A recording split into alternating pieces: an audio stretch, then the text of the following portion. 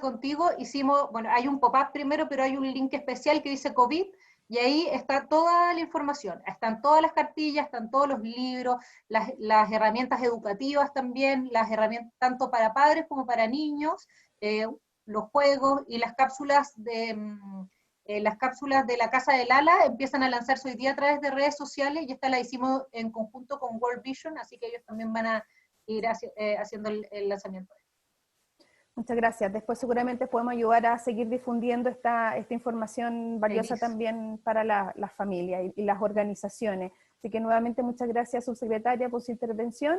Ahora le queremos dar la bienvenida a Gabriel Boric, diputado, para quien también nos pueda compartir su visión acerca del tema de la violencia hoy día que se está incrementando y que es un gran tema en este contexto para la niñez. Tienes que habilitar tu micrófono, Gabriel. Ahí estoy. Bueno, muchas gracias a América Solidaria, a todos quienes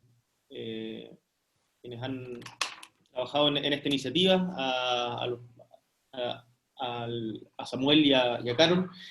Quiero partir relevando algo que hay muchas dimensiones de la sociedad que no teníamos muy claro, o funcionaban en tiempos de normalidad, pero nadie se preocupaba mucho de cómo. Y a mí una de las cosas que me preocupa, pensando en lo que viene, es la continuidad de iniciativas como esta. Porque si bien América Solidaria es una institución grande a nivel continental, yo me imagino que muchas instancias, ONG, fundaciones como estas deben, en momentos como este, en donde hay una restricción del gasto familiar, entiendo por lo que veía en la página que América Solidaria se financia cerca de un 70% con aportes individuales, debe haber también una restricción de los aportes. Entonces, creo que es muy importante que también pensemos en políticas públicas para poder ayudar a estas fundaciones que hacen un tremendo apoyo desde la sociedad civil a las políticas públicas estatales para su continuidad, porque podríamos vernos, a propósito de la crisis, en una serie de que desaparezcan ciertas instituciones que desde la sociedad civil aportan mucho a las políticas públicas producto de falta de financiamiento. Entonces, quiero levantar esa preocupación y felicitar lo que están haciendo en tiempos de crisis desde América Solidaria. Dicho esto, me gustaría partir, no tengo muy claro quiénes están viendo, pero me imagino que también queda grabado. Yo creo que esto es importante contextualizarlo, porque la violencia contra la niñez y adolescencia, acá vamos a utilizar solo con ánimo de simplificación y abreviar, pero cuando digamos niñez me voy a referir a personas entre 0 y 17 años, que generalmente se conoce como niños, niñas y adolescentes. Pero la violencia contra la niñez no es algo que sea o que nazca con esta pandemia. Y bueno, eso, por cierto, la subsecretaria, me imagino que Samuel y seguramente quienes les interesa el tema lo deben tener muy claro, pero es un drama terrible a nivel global y en especial en América Latina. ¿Qué es lo que nos ha dicho la UNICEF? Para ponernos en contexto, hay 630 millones de personas viviendo en América Latina hoy día, de las cuales aproximadamente 193 millones son niños, niñas y adolescentes. De esos, 72 millones viven en la pobreza. 72 millones de niños, niñas y adolescentes viven en la pobreza en América Latina. Y cerca de 187.000 niños y niñas mueren antes de cumplir 5 años. 4 millones de niños sufren de sobrepeso y 5 millones tienen desnutrición.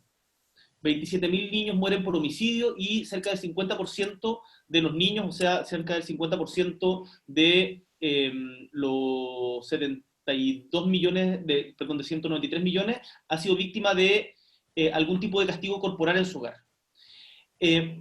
¿Cuál es el caso de Chile? Eso eran datos de la UNICEF. ¿Cuál es el caso de Chile? En Chile somos aproximadamente 17 millones y medio de personas, de los cuales un poquito menos de un cuarto son niños, niñas y adolescentes. O sea, 4.259.155. Y hay un estudio de maltrato que sacó la UNICEF el año 2012 que señala que el 71% de los niños y niñas ha recibido algún tipo de violencia de sus padres. y un 51% recibe algún tipo de violencia física. Recordemos que la violencia no es solo física, sino también puede ser violencia psicológica, o en los casos de violencia intrafamiliar, la violencia contra la mujer también es considerada violencia psicológica contra los niños. Entonces, por eso esa diferencia en las cifras. Y hace poquito se realizó una encuesta longitudinal de la primera infancia, no hace tampoco, pero es una encuesta difícil de hacer, en el año 2017, en donde más o cerca de 2/3 de los principales cuidadores reconocieron haber utilizado algún tipo de método violento en la crianza de niños, niñas y adolescentes. Entonces, la violencia contra los niños es una situación mucho más extendida de lo que pareciera, porque evidentemente no es algo que se cuente, no es algo de lo que se hable mucho en público, y los niños muchas veces no tienen la posibilidad de realizar denuncias. Por lo tanto, hay un drama invisibilizado a donde el Estado y la sociedad civil tiene que llegar a ponerle el foco. Y ahí yo destaco la pega que hacen diferentes organizaciones, y sé que Carol también le ha dedicado muchísimo tiempo a esto. ¿Qué más podemos ver respecto de datos? A propósito de este estudio de la UNICEF, nosotros desde la Diputación, que señala que 71% de los niños declaran haber sido víctimas de algún tipo de violencia, nosotros presentamos un proyecto al que me voy a referir después, que crea un estatuto integral contra la violencia de la niñez, de la que desgraciadamente no hemos contado con el apoyo del Ejecutivo, estimada subsecretaria, y nos han trancado la pelota en eso, pero bueno, podemos conversar de eso después. Pero ¿cuál es la situación hoy día a propósito de la pandemia, del coronavirus? Y esto es importante porque estuve revisando datos, y ahí le quiero agradecer a Estela Ortiz, que me colaboró con algunos datos e informaciones.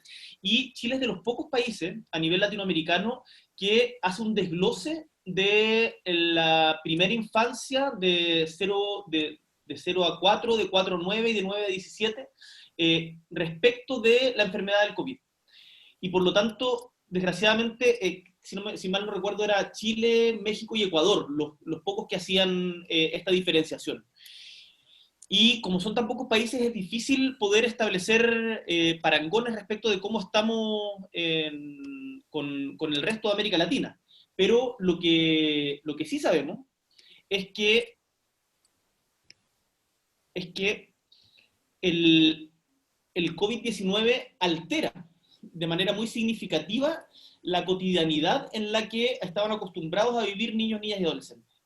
Y las cuarentenas y restricciones de movilidad interrumpen rutinas, interrumpen apoyo, presentan una sobrecarga para los cuidadores principales, y ahí hay, bueno, tremendos problemas asociados a los que me voy a referir un poquito más adelante. ¿Qué es lo que nos dice la UNICEF? Es que el 99% de la población mundial menor de 18 años vive con algún tipo hoy día, producto de la crisis, con alguna restricción de movimiento, y 1.400 millones en países con medida de confinamiento total o parcial. Estos son datos de mayo. En Chile, en el caso de Chile, son más de 3,5 millones. Por ejemplo, restricción parcial, el solo hecho de haber toque de queda en Chile, que todavía hay toque de queda, ya implica que todos los niños, por todos los ciudadanos, pero los niños, por cierto, tienen algún tipo de restricción parcial, por lo tanto todos los niños entran dentro de esta categoría. Y si bien todavía no hay cifras oficiales sobre maltrato infantil, hay diferentes ONGs y fundaciones que nos han tratado de dar alguna luz respecto a este tema. Y ahí la ONG Activa informó que los casos de maltrato contra niños y niñas de 0 a 14 años habría aumentado un 42% en marzo, registrando alzas, en particular en las comunas que tienen cuarentena total. Y la alcaldesa de Providencia, que no es santa de mi devoción, pero que se tiró un dato importante también en esto, dijo que las denuncias por violencia intrafamiliar solo en su comuna tuvieron un alza de un 500%. O sea, estamos hablando tenemos un problema base, grave, una como enfermedad base, por decirlo, y esto ha significado un agravamiento, pero brutal, en términos de lo que significa la violencia contra la infancia. Como mencionaba antes, es importante recordar que la violencia contra la mujer, en el contexto de violencia intrafamiliar, también es violencia contra la niña, y se genera también una situación bien particular en la situación con el colegio, porque ya no está la red de apoyo, que es el colegio, por lo tanto estamos dejando de ver muchas denuncias, muchas veces el colegio era un espacio seguro para los niños, niñas y adolescentes, y desgraciadamente ese espacio se pierde. La pantalla no es capaz de reemplazarlo, no se genera esa confianza, pero además de perder ese espacio, se genera un sobreestrés, un estrés tremendo, tanto para profesores y profesoras, como para también niños, niñas y adolescentes. Y acá está, a veces por parte de la élite, está esta idea de que es posible trasladar a la virtualidad cualquier tipo de relación social. Y me parece que es importante que pensemos en, uno, que no todas las familias tienen un computador por cada hijo. La mayoría de las familias no tienen un computador por cada hijo.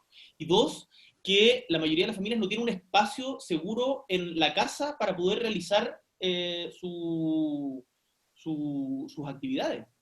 Y más encima esto devela, corre una cerca respecto del rol de la mujer también, porque hay una sobrecarga del rol reproductivo no remunerado de las mujeres, que es tremendo, que desde mi perspectiva es una violencia institucional muy arraigada en nuestro país y en el mundo en general, que hace que las estructuras familiares también colapsen.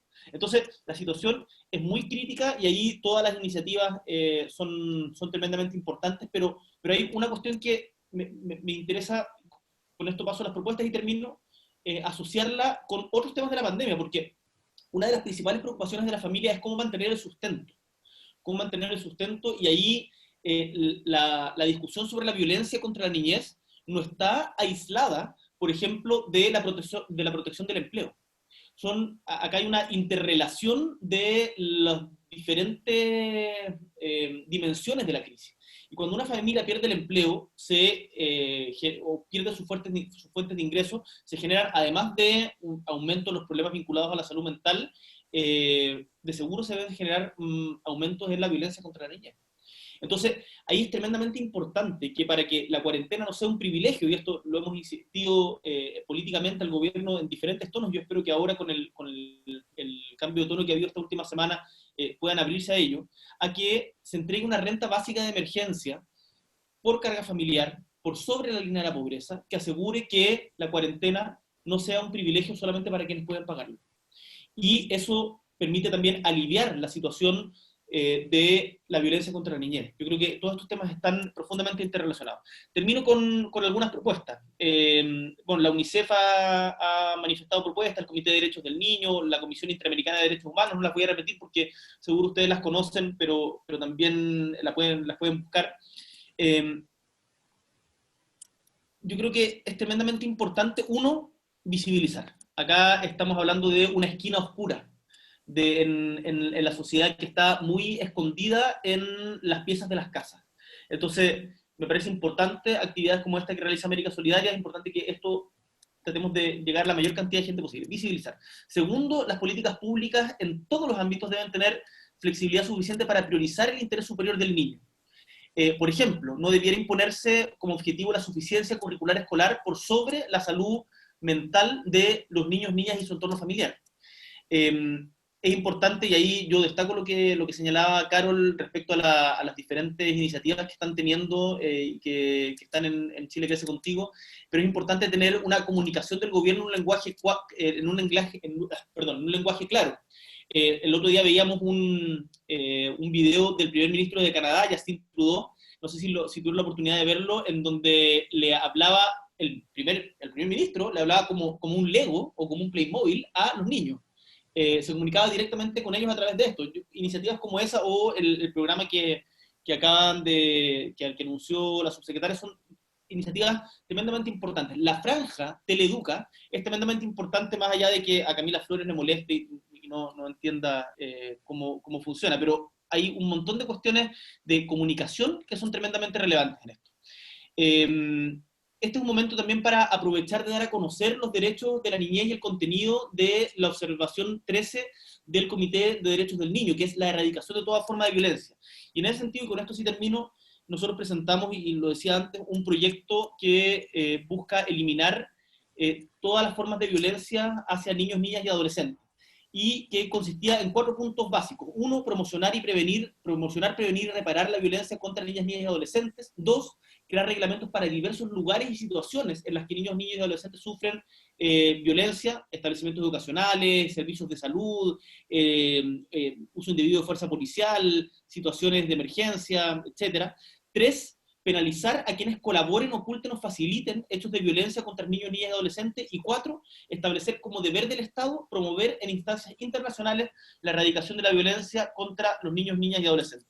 Ese proyecto está en la Comisión de Desarrollo Social, está un poco trabado, ahí yo sé que la Carol nos quiere ayudar, pero que a veces le cortan las alas, pero ojalá podamos darle un impulso, y creo que este es un buen momento para poder salir adelante. Y por último, y ahora sí, muy cortito, lanzamos hace nada, la semana pasada, y de hecho más tarde tenemos reunión de eso, una bancada transversal por la salud mental, en donde una de las prioridades va a ser, por cierto, la situación de niños, niñas y adolescentes, y hoy día tenemos reunión con el encargado de salud mental del MinSal, en donde vamos a justamente ver cómo el programa Saludablemente aborda este aspecto y cómo podemos colaborar en ello.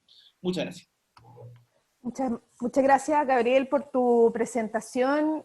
Sin duda que has traído datos que son realmente relevantes, mostrando que la violencia es algo, la violencia en la niñez no es algo que aparece ahora, sino que es algo que viene hace mucho tiempo, y que lo que trae este contexto es cómo se intensifica esa violencia y cómo se hace más necesaria tomar medidas que ayuden ya sea a evitarla o abordarla.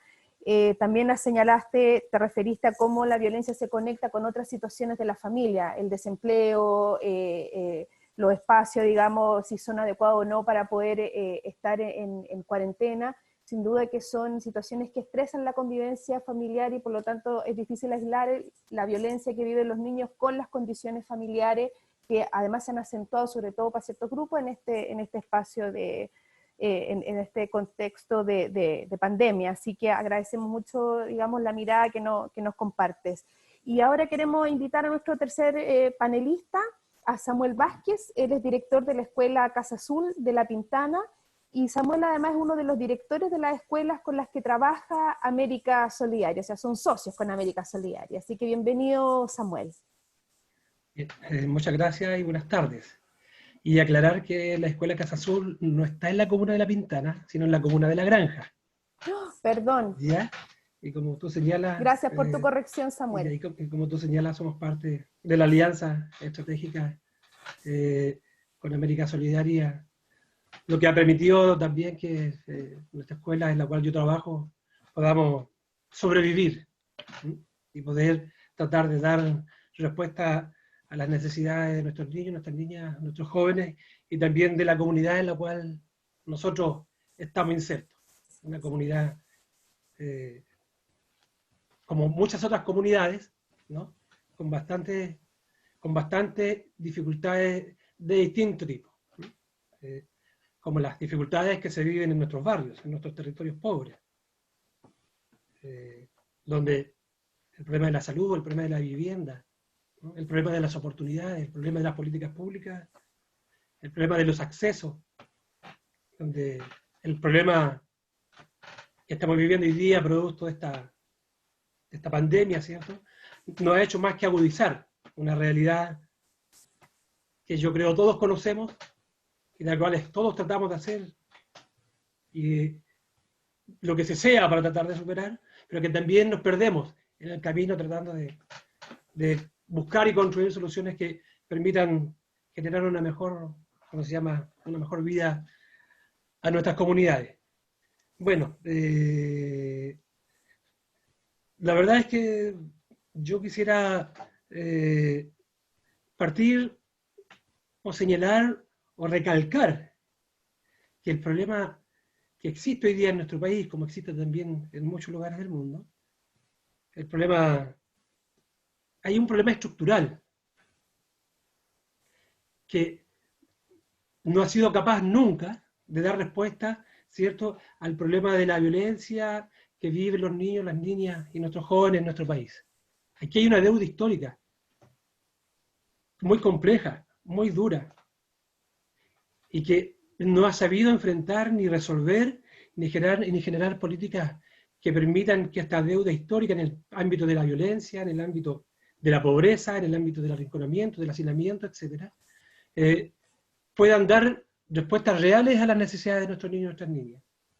Hay un problema de fondo. Sabemos, por ejemplo, por nombrar un ejemplo, cuando hablamos de un sinfín de iniciativas que están dando vuelta y que están circundando para dar respuesta a ciertos temas, como por ejemplo el Sename, una experiencia muy dura, muy trágica, muy compleja, pero que aún hoy día tampoco ha sido capaz, ¿cierto?, de solucionarse de una manera real el problema, y que se ha mantenido en el tiempo con un problema de infraestructura y de ¿cómo se llama?, asignaciones económicas muy pobres, muy paupérrimas, y que ha hecho vivir a nuestros niños y a nuestras niñas en situaciones tremendamente complejas y delicadas. O sea, sabemos que hay un problema estructural en este sistema, que no funciona bien, que no opera bien, y que sin embargo, a su alrededor aparecen otras propuestas y otras iniciativas que, si bien es cierto, también son buenas, se les agradecen, ojalá, si se pudieran aplicar, pudieran dar respuesta a las necesidades, pero que también sabemos que también se van quedando en el tintero, que no van siendo capaces de conformarse como estructuras que puedan dar de verdad respuesta a las problemáticas que existen. Yo creo que hay un Estado, digamos, que ha cumplido un rol muy precario, ha cumplido una responsabilidad muy sesgada, una responsabilidad que no mira ni se inserta en las verdaderas realidades que viven nuestras comunidades, sino que la mira desde lejos, desde la distancia, pensando en que de esta forma, o desde la vereda del frente, pensando en que de esta forma yo voy a dar respuesta a las problemáticas que viven nuestros niños y nuestras niñas, y también nuestros adolescentes. Pero no dejan de estar distantes, no dejan de no generar respuestas, no dejan de quedarse, como digo y como repito ahí, en el tintero, ¿no? Nuestras comunidades están viviendo una realidad que es muy distinta a la que estamos mencionando acá. Nuestras comunidades viven una realidad muy diferente a este sinnúmero de miradas y de propuestas. Las comunidades en nuestro país están viviendo una situación muy dura, muy drástica, y que con este coronavirus lo único que ha hecho es develar y poner en la mesa un problema profundo, un problema humano tremendamente impresionante. El problema de la violencia de nuestros niños y de nuestras niñas se viene viviendo desde décadas, siempre. Y jamás hemos sabido dar una respuesta concreta, definitiva. Y siempre nuestros discursos han sido en función, ¿cierto?, de buscar, de conversar, de llegar a acuerdos, etcétera, pero se entrampan. Y no hay, y no ha habido. Y por eso que desde los territorios miramos con cierto escepticismo, ¿no? Todas estas discusiones, ¿no?, que se generan y que además nosotros sentimos que son discusiones lejanas y muy distantes desde los verdaderos protagonistas, ¿no?, que están insertos en nuestros barrios, en nuestras poblaciones. Y esos protagonistas, ¿cierto?, que están insertos en nuestras poblaciones, esos protagonistas que discuten, que conversen y que reflexionen en torno al problema, no tienen acceso. Y no son tampoco recibidos como sujetos que puedan hacer un aporte sincero, profundo, para ayudar a enfrentar las distintas o los distintos problemas que vivimos como comunidad o que vivimos como país. Hoy día, la pandemia devela, como digo, insisto, un problema histórico. Nosotros antes de la pandemia fue el 18 de octubre, ¿no?, que generó toda una situación política en el país de un despertar que se arrastraba no solamente por el problema de la deuda de los niños de los 30 pesos, o por el problema de la salud, es un problema de fondo frente al cual no se ha podido jamás generar respuestas reales. Y después con la pandemia se agudiza y vuelve más complejo y nos pone en una situación más peligrosa. Una situación tan peligrosa que requiere que de verdad se le ponga, en definitiva, el cascabel al gato y que reconozcamos que hay, insisto, en que hay un problema estructural de fondo y que es sistémico. Y que si no asumimos de verdad esa situación como sistema, no vamos a estar en condiciones de dar un paso o de dar soluciones, de buscar soluciones reales. Hoy día, cuando discutimos o cuando aparecen un montón de propuestas y ofrecimientos, van por el lado, no van por el camino del centro, van por el lado, vamos buscando soluciones que puedan dar respuesta a ciertas problemáticas, a ciertas necesidades, a ciertas dificultades, pero nos vamos por el centro, que es donde está el problema real, el problema de fondo. Nosotros en los barrios vemos cómo el problema o cómo la situación se ha ido descomponiendo, ¿no? Y no se ha ido descomponiendo ahora, pasito a pasito, se ha agudizado ahora. Y es una preocupación latente, candente, es una preocupación fuerte, y muy importante. Yo rescato cuando hablamos de la invisibilización, que yo creo que es cierto, cuando nos referimos a esa nube que no nos deja mirar, a esa nube que ha estado, que nos cubre y que cubre nuestro sistema, que nos cubre a todos, y que no nos permite mirar más allá, es cierto que hay una invisibilización de un sistema egoísta que no permite que abramos más los ojos, pero yo podría decir que en nuestros barrios, en el contexto en el cual nosotros vivimos, en el cual nosotros nos desarrollamos, tenemos la convicción de que sí hay visibilización, de que sí se visibiliza el problema en el cual estamos insertos, de que sí se conoce y de que sí se reconoce, y que sí se habla, y que sí, en el contexto de los territorios se tratan de generar condiciones para enfrentarlo, para asumirlo, a partir de la autogestión, a partir de una infinidad de personas de buena voluntad que se ponen al servicio de sus vecinos y de sus organizaciones sociales, y que se han estado apoyando en distintos ámbitos para tratar de dar respuesta a la problemática que estamos viviendo hoy día. O sea, existe una visión desde el territorio que es distinta, a la cual hay que poner atención. No hay que, yo lo digo con respeto, no hay que menospreciarlo, no hay que arrinconarlo, hay que asumirlo, hay que tomarlo, hay que atraerlo. Porque ahí hay una sabiduría, digamos, territorial, muy fundamental y muy importante, que puede permitir que las condiciones, o que las condiciones de vida que se está viviendo puedan ser un poquito más relajadas, o que puedan a futuro ser mejores. Y como experiencia, nosotros la hemos vivido hoy día en este contexto que estamos viviendo, cuando vemos que a nuestros niños, a nuestras niñas, no les alcanza, o a nuestras familias no les alcanza para vivir, para sobrevivir, cuando nos hemos visto, o se han visto en la obligación de estar encerrados, hemos visto cómo han surgido experiencias, ciertos territoriales, que han sido capaces de dar pequeñas respuestas a las necesidades básicas. Tenemos las ollas comunes, por ejemplo, que se mencionaban, que están jugando un papel tremendamente importante y protagónico. Y muchas de estas ollas comunes funcionando a partir de la autogestión propia, entre los propios vecinos, en muchos de los casos aportando para que estas ollas comunes puedan funcionar. Cómo no destacar también en esta situación, en esta experiencia, en este periodo que estamos viviendo, a las asambleas, ¿cierto?, que se han levantado en nuestros barrios producto del levantamiento del 18 de octubre, que han salido a los territorios a generar sanidad, ¿no?, que han salido a generar espacios de encuentro, que han salido a levantar y a fortalecer las ollas comunes, que han salido a atender desde la salud a nuestras vecinas, a nuestros vecinos, a nuestros niños, a nuestras niñas. O sea, hay una experiencia, hay un sentir que está despertando desde abajo, ¿cierto?, que nosotros creemos que es tremendamente importante y valioso, porque es una de las formas también en las cuales, ¿cierto?, nosotros creemos que es posible dar respuesta a un sinfín de problemáticas que tenemos como barrio, y en las cuales existe el escepticismo en nuestros barrios, de que es muy poco probable de que se puedan generar condiciones de justicia, ¿cierto?, y de mayor dignidad, porque lisa y llanamente no se ve, no está. Nosotros llevamos 29 años trabajando en la comuna de La Granja, y durante 29 años que nosotros hemos estado trabajando en la comuna de La Granja, sinceramente, lo decimos, no hemos visto ni un ápice en la mejora de las políticas públicas que permitan que nuestras comunidades vivan con dignidad. No las hemos visto, no existe.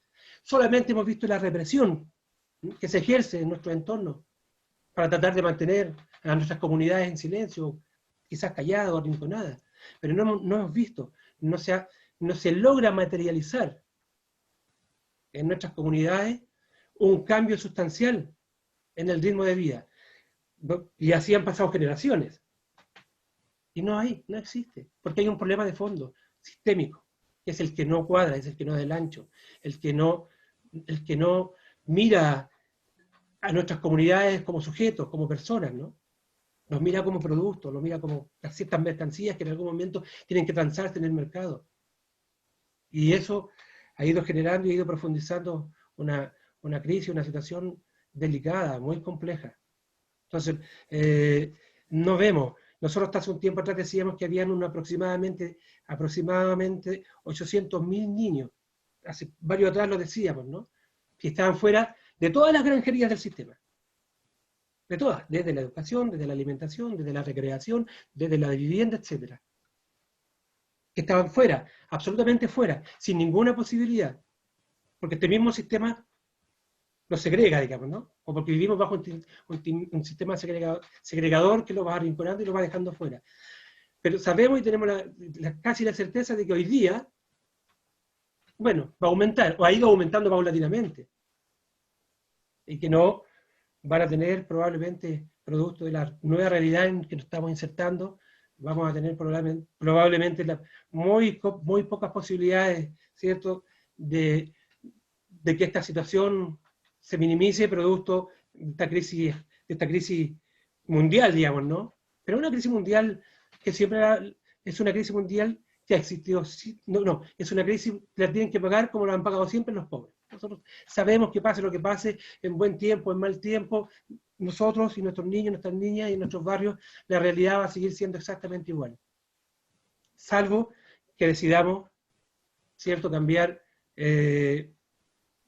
este sistema. Si en el fondo yo quiero ser sincero, este sistema es el que nos da el ancho, este sistema es el que nos tiene podridos, disculpen que me vaya así desde ese lineamiento, este sistema es el que no logra, ni va a lograr que nuestras niñas, nuestros niños, nuestros vecinos podamos vivir con dignidad. Miren, en nuestros territorios hoy día, la verdad es que se está contagiando muchísima gente, y se está muriendo muchísima gente. Y estamos empezando ahora, recién, a vivir, no el pic, sino que a vivir en situ real los efectos graves de esta pandemia, y que requieren de que ojalá de alguna forma se le den respuestas reales a esta problemática. Porque si no, es una hecatombe de la cual nos vamos a arrepentir o nos vamos a sentir en el futuro con muchas debilidades, ¿no? Y si no, yo digo inclusive, si no lo hacemos hoy día da la sensación de que no tenemos, de que no se puede. Porque vemos también que no se discute, como decía yo delante, en el centro del problema, se discute por la orilla, por acá, ¿no? Y se pasan mensajes, se dicen cosas, arreglamos esto otro, si no votamos esto, no votamos esto otro, etc. Y está pasando por fuera, digamos, ¿no? Pero estamos inmersos en una situación muy grave como país, donde el cargo doloroso se lo van a llevar los pobres, los que menos nada tienen, los que siempre han sido los que han vivido la suerte de vivir bajo la línea de la pobreza, bajo de la línea de las oportunidades, bajo de la línea de todas aquellas cosas que lamentablemente nos afectan día a día. Y por otro lado, vemos, ¿cierto?, en este medio de pandemia, como lo hemos visto siempre, resguardando los privilegios, ¿no?, de unos muy pocos dentro de este país, y qué bueno, como ser humano, qué bueno que tengan las condiciones de protegerse frente a esta situación que estamos viviendo de pandemia. Pero es que es injusto al ver que no puedan hacer lo mismo nuestros vecinos, nuestras vecinas. Por lo tanto, yo diría que el problema de la violencia es endémico. Hay una deuda, y yo no quiero cuadrar ahí, hay una deuda histórica en todos los marcos, en todos los ámbitos. No me quiero ir ni por esto, ni por esto otro, ni nombrar cosita por cosita, ¿no? Ni nombrar propuesta por propuesta, no. Hoy día, para nosotros que estamos lejos de estas discusiones, y que muchas veces no las conocemos, y que muchas veces tampoco las escuchamos, y que muchas veces, yo diría, no nos importan, o a mucha gente no le importa, porque lamentablemente se ha hecho cierto responsable, o hay un responsable que hace que estas cosas sean así, pues, cuando debían de ser al revés. Muchas gracias. Eso es lo que yo podría aportar un poquito a esta conversación. Muchas gracias, Samuel. Tremendo testimonio que nos das también y de tu experiencia trabajando en los territorios. Yo me quedo con dos ideas de lo que tú has señalado. Uno de que estos temas de la violencia no es algo nuevo, sino que tiene que ver además con que viene hace tiempo, que tiene que ver con otras dimensiones del bienestar. Y tú apuntas a dos cosas. Uno, que esto es un tema estructural, sistémico, y que las soluciones no tienen que pasar por el lado, sino por el centro del problema, para poder hacer estos cambios estructurales. Y lo segundo es cómo rescatar la experiencia desde los territorios y validar a los actores territoriales que desde su experiencia y desde su vivencia comunitaria generan soluciones para sus propios problemas y los problemas de sus vecinos. Creo que Sí. yo rescato al menos esas dos grandes ideas y declaraciones que has hecho hoy día. Y ahora, bueno, agradecerle a los tres panelistas. Inmediatamente, Carol, te doy la palabra, solo contarles de que nos han llegado muchas preguntas a través del chat, así que la idea es que voy a compartir una pregunta para cada uno, pero te doy la palabra, Carol, para que algo que tú quieras compartir ahora antes de las preguntas. Tienes que activar tu micrófono. ¿Te lo tienen bloqueado? Ahí sí, ahí sí. Está. Sí, gracias. Sí, yo también estuve mirando las preguntas, quería aclarar un par de cosas chicas. Uno, que dije que World Vision había hecho las cápsulas y en verdad las hizo United Way, pero llegamos a través de ellos. Bien acogida la corrección, entonces. Sí. Dos, que efectivamente nosotros, para poder tomar las decisiones respecto a qué se hacía en durante la pandemia, una de las preguntas que estaba ahí, lo que hicimos fue levantar una encuesta a jóvenes entre 14 y 24 años, en el 97%, o sea, con una representación de muchas comunas del país, para saber efectivamente cuáles eran las herramientas, además de sus sentimientos, y qué es lo que estaban viviendo, cuáles eran las herramientas que más les servían. Y ahí pudimos levantar distintas cosas como qué es lo que efectivamente sienten que les sirve, como consejos y artículos en redes sociales, hablar por videollamada con los amigos, tratar, cosas que sienten que no les sirve, como por ejemplo un alto porcentaje que dice que las clases online no les sirven, y que también qué temas les ayudan a manejar la angustia, para poder nosotros potenciar las cosas que ellos sienten que les sirven, no las que nosotros creemos que les sirven. Y esto fue muy útil, y a partir de eso desarrollamos materiales a partir de este levantamiento, y no de las cosas que nosotros creíamos que eventualmente les podrían servir. Por otra parte, no hicimos lo mismo que se hizo en Canadá, con los Legos, que es muy bonito, pero sí hicimos en TV Educa con la vocera de gobierno, hicimos un programa especial para niños en que se les explica distintas cosas del coronavirus, y lo más bonito es que logramos traducirlo tanto al creolé como a Aymara, Rapa Nui y Mapudungun, así que eso también para que fuera inclusivo y pudiera llegar a todos los niños. Respecto a visibilizar la temática del maltrato, ya hemos hecho el año pasado hicimos concentrado en abuso sexual infantil, teníamos una efectivamente enfocada en maltrato, o en buen trato más bien, y la verdad es que la íbamos a lanzar a finales de octubre, y bueno, el contexto país no permitió, pero sí tenemos planificados 2 para este año. Y respecto a también somos parte saludablemente, así que perfecto lo que decía el diputado, somos parte de esa mesa. Por último, efectivamente, hay muchas preguntas en relación al Sename, da para otro panel, pero solo contarles que el martes salió de comisión mixta, después de 17 meses, la ley que crea el nuevo Servicio de Protección a la Niñez y Adolescencia, sin perjuicio de la cual se ingresó un artículo transitorio que no nos permite que el servicio entre en vigencia sin que se tramite otra ley, que es la ley de garantía.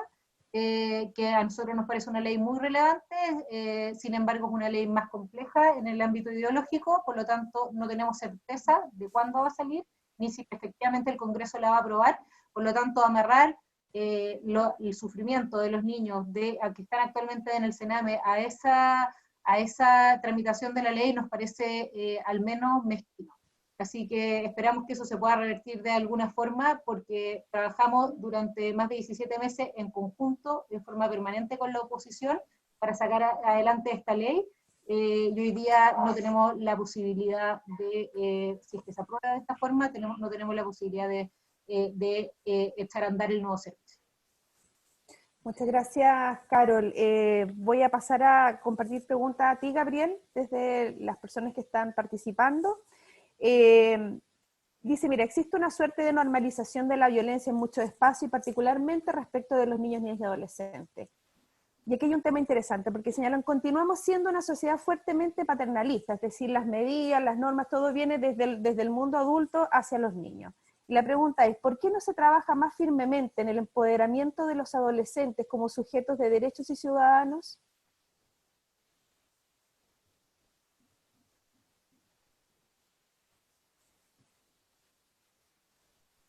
Tienes que activar tu micrófono, Gabriel. Sí, me dice que... A ver, yo creo que la pregunta tiene dos niveles. Uno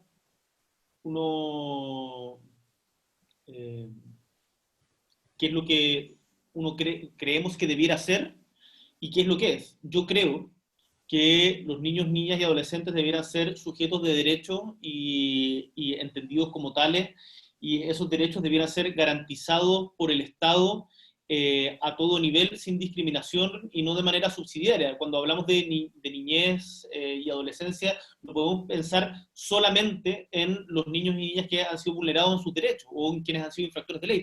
Estamos hablando de un cuarto de la población. Y las políticas del Estado, desde mi punto de vista, tienen que ser universales.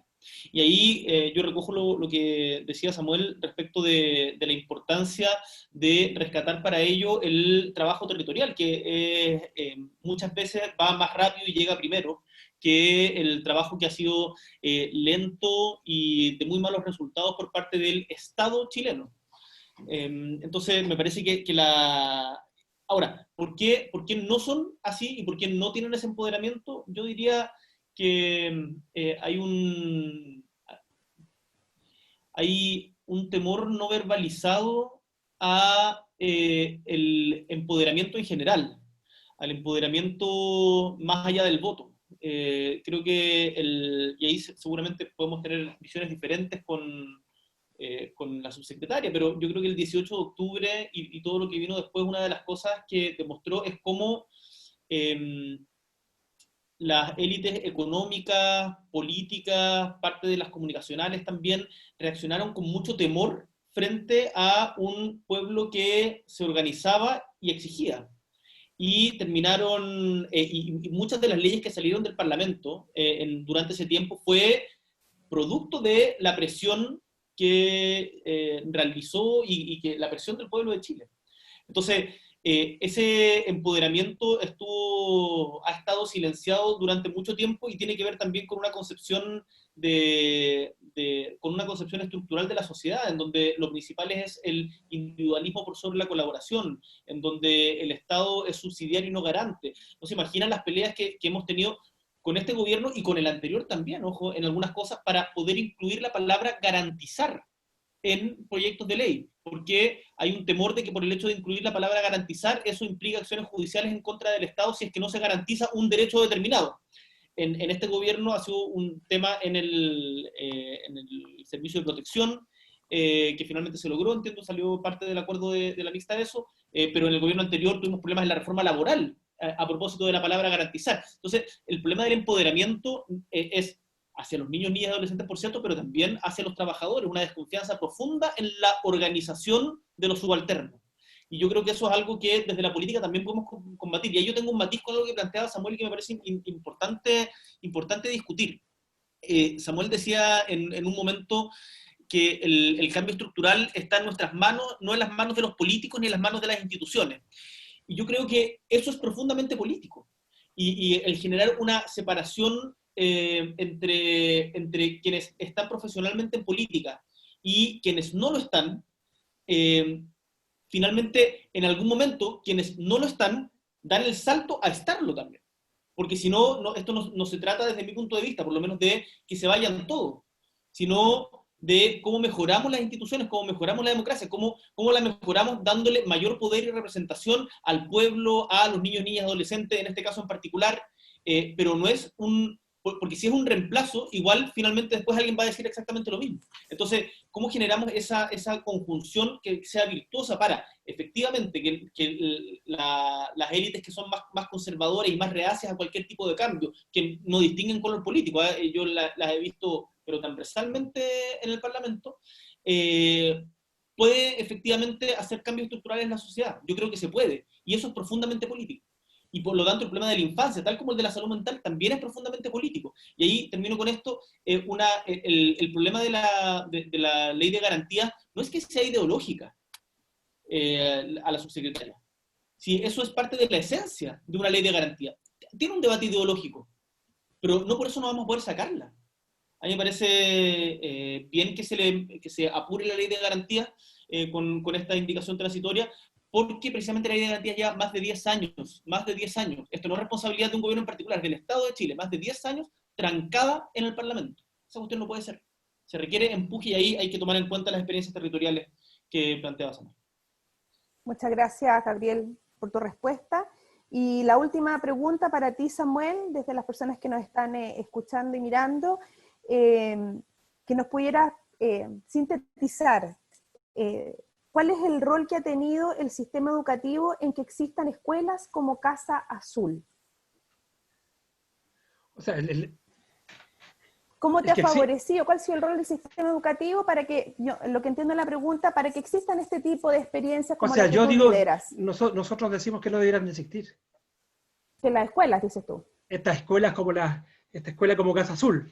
Ya. Porque si el Estado, ¿no?, se preocupase de generar y de construir una buena educación para nuestros niños y para nuestras niñas, y una educación de calidad pública, como se ha reclamado por tantos años, la escuela Casa Azul probablemente no existiría. Y todos los niños de todas las escuelas probablemente tendrían, ¿cierto?, el privilegio de estar en espacios dignos, donde puedan desarrollarse, cultivarse, ¿no?, hacer su enseñanza básica, hacer su enseñanza media, y ojalá terminar su carrera profesional.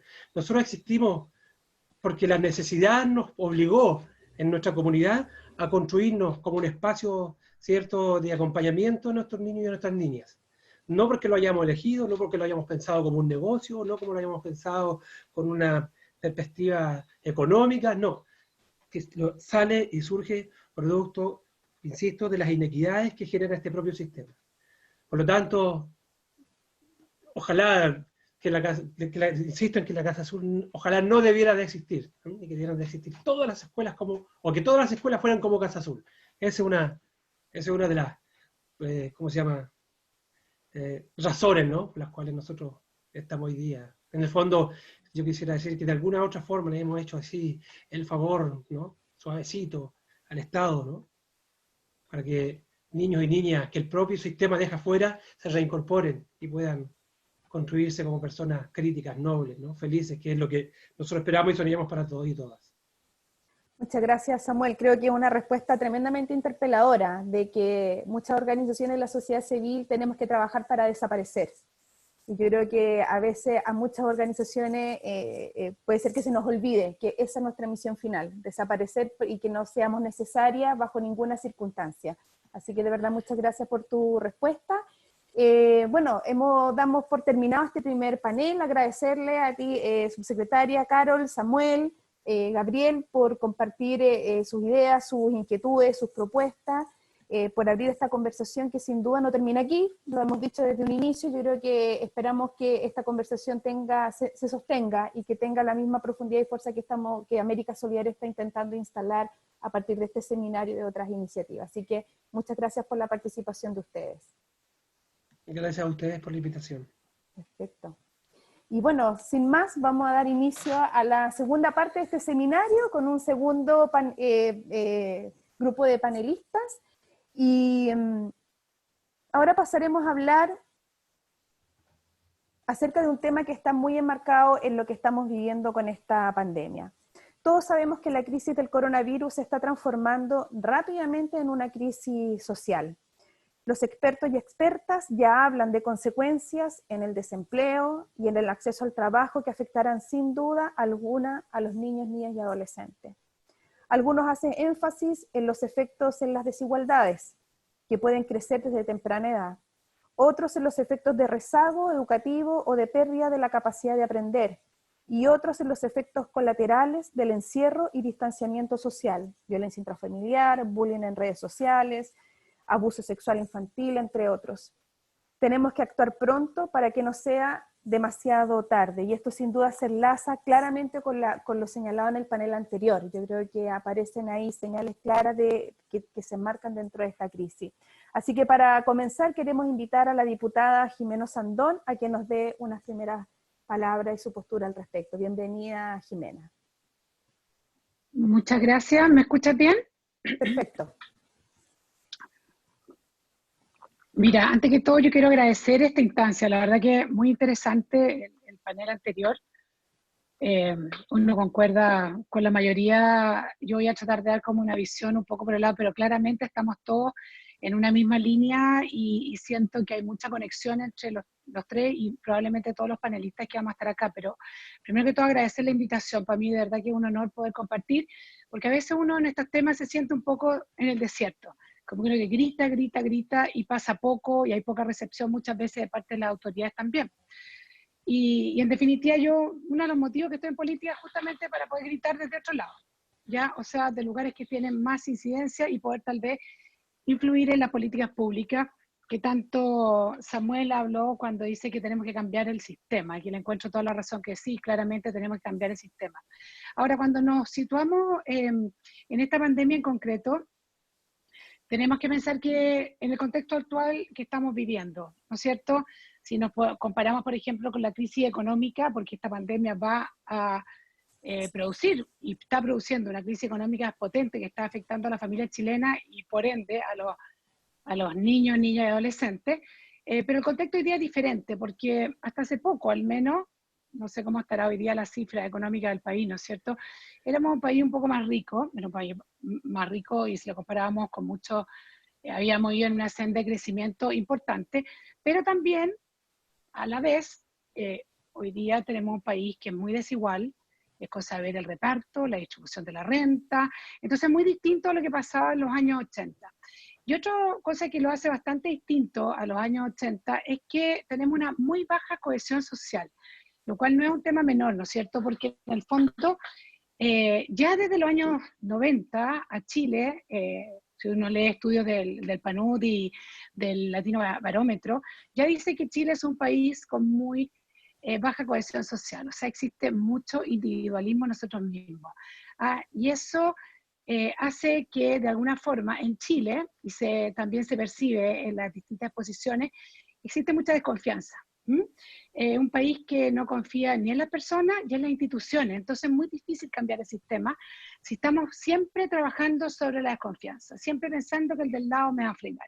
Y eso acabamos de ver ayer, creo que salió una encuesta donde dice que 7 de cada 10 personas no le creen al gobierno cuando está dando los números del COVID diariamente. Y eso es transversal, todas las instituciones. Entonces, si tenemos esta baja cohesión social, que es un tema súper importante, también se da con mucha crítica, claramente, al mundo legislativo, a todos los sistemas de representación, al gobierno. Entonces, es muy difícil buscar soluciones compartidas, porque no confiamos ni en las personas ni en las instituciones. Tenemos un sistema lamentable que exacerba y va en relación también a esta baja cohesión social, el individualismo. Y para los que nos están escuchando, dicho sea de paso, la solidaridad podría ser como el antónimo, ¿no es cierto? O el antídoto para resolver esta baja cohesión social, pero no es así, porque en el fondo la solidaridad no cambia las instituciones. tal vez nos va a cambiar a nosotros, y el conjunto de nosotros podría cambiar una institución, pero claramente nosotros necesitamos intervenciones mucho más profundas en la línea de lo que decía Samuel de cambiar el sistema. Ahora, lo que sí está claro, y de acuerdo a la primera pregunta que tú planteaste, es que resulta evidente que mientras más complejas las condiciones de vulnerabilidad que tenga la familia, por supuesto, y todos sus integrantes, van a ser mayor los impactos negativos, claramente, de esta pandemia, ¿ya? Pero esto no quiere decir que es más dramático aún, porque no solo los niños y niñas adolescentes más vulnerables van a estar afectados, sino que todos los niños y niñas adolescentes van a estar afectados, ¿ya? Porque va a haber un grupo de la sociedad que salió de la pobreza hace poco tiempo y puede volver. Va a haber un grupo que se va a afectar porque le cambió su sistema es más frágil, porque se le murió un pariente. Bueno, en el fondo, esto es mucho más allá que solo la gente vulnerable. Esto nos ha afectado a todos y lamentablemente vamos a tener que ver cómo ir en ayuda de todos aquellos niños y niñas adolescentes. Ahora sabemos que cuando pasa una cosa tan potente como lo que estamos viviendo, una crisis de este tipo, o de cualquier otro tipo, puede crear, y todos lo sabemos, cicatrices, ¿no es cierto? Cicatrices que no se curan nunca, que perduran toda la vida. Y si uno no tiene la oportunidad o la ayuda necesaria, permanecen. Y no solo yo estoy hablando de traumas, ¿no es cierto? Sino de que la forma en que estos niños, niñas, adolescentes, de alguna forma van a ver el mundo, porque uno siempre habla de su historia. A mí me pasa mucho en política que me dicen, ¿cómo puedes tú estar con tal persona que inventa tal cosa, que inventó que la torturaron? Y yo no puedo ni siquiera poner en duda. Y yo no puedo siquiera poner en duda sus votaciones, sus actuares, porque cada uno habla desde la historia que le tocó vivir. Y con los años, a veces uno cuesta, pero uno va cambiando para tener una mirada distinta. Pero lo que tenemos claro es que esto va a ser un trauma para una parte importante de nuestra sociedad, de estos niños que están hoy día viviendo esta crisis. Por ejemplo, cuando le falta una atención médica, cuando se le muere el abuelo, cuando se muere el papá, se le muere la mamá, o por último porque va a percibir, y eso yo lo percibí mucho en la presentación que nos hizo Samuel, ¿ya? Esta como desesperanza que existe y muchas veces está relacionado con esta desconfianza y esta forma que a ti te tocó percibir el mundo desde temprana edad y que en el fondo te va dejando una huella en tu alma que es muy difícil de cambiar. Ahora yo los quiero llevar en este mismo contexto, por ejemplo, lo que estaba pasando en el último tiempo con el tema de lo que pasa en nuestras poblaciones, y también lo estuvo mencionando Samuel, cuando en el fondo tú creces y es un niño que tú vas creciendo con patrones culturales donde se legitima y se valora, por ejemplo, conseguir logro económico a través de un delito, por ejemplo, el narcotráfico, ¿no es cierto? Y esto ocurre, y esto está ocurriendo, lo hemos visto en los últimos días en las noticias, sobre todo en la pandemia, porque siempre ha ocurrido, pero ahora está más exacerbado porque tenemos ausencia, lamentablemente, de políticas efectivas que resuelvan estos problemas. A ver, hagamos historia. Este tema del narcotráfico, creo que hace 23 años que partieron las primeras intervenciones en la legua. Alguien me puede corregir, pero creo que por ahí va. Pero ha existido siempre. Y lamentablemente hoy día están tomando una relevancia porque están solucionando el problema a la gente. ¿Y por qué? Porque las políticas públicas no han sido efectivas. Y en eso estoy 100% de acuerdo con Samuel. No han sido efectivas. ¿Y qué es lo que pasa hoy día? Con mayor facilidad siguen enrolando a los niños, ¿no es cierto?, como estos soldados, porque ellos de alguna forma se fueron integrando en su sistema, en su población, en su comunidad, convencidos de que van a vivir poco, de que su esperanza de vida no va más allá de los 35 años, ¿no es cierto?, que no tienen ninguna otra oportunidad en la vida y es por eso que se enrolan con gusto con el narcotráfico. Entonces, esto no es indiferente la forma que se analicen y que se comprendan los problemas que vamos a enfrentar ahora y que vamos a enfrentar en el futuro, y que apostar que la solidaridad comunitaria o la ayuda que van emergiendo desde, no sé, desde los municipios, van a solucionar este problema, porque eso es de muy corto plazo. Yo creo que estamos enfrentando una cosa que es mucho mayor y que de alguna forma esta pandemia va a afectar todos los modos, las formas de de actuar de una sociedad, de aspirar, y en el fondo va a ir modelando.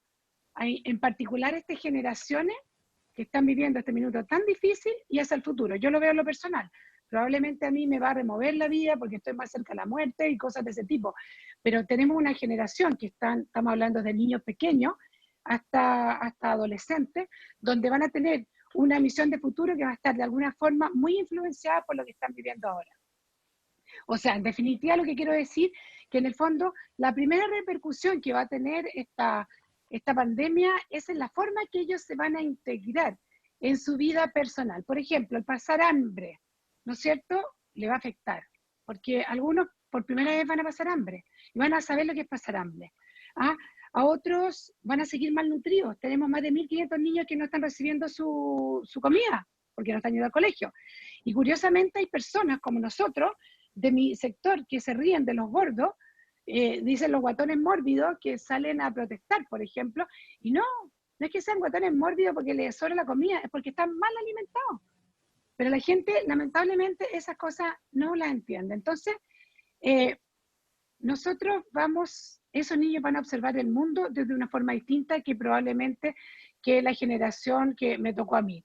Ahora, ¿por qué es tan importante entender esto? Porque desde lo que tú percibes en tu comunidad, en tu grupo, vas desarrollando tu futuro. No es menor, por ejemplo, que el 90%, más del 90% de los presos que existen actualmente, sus padres o sus abuelos también habían estado presos.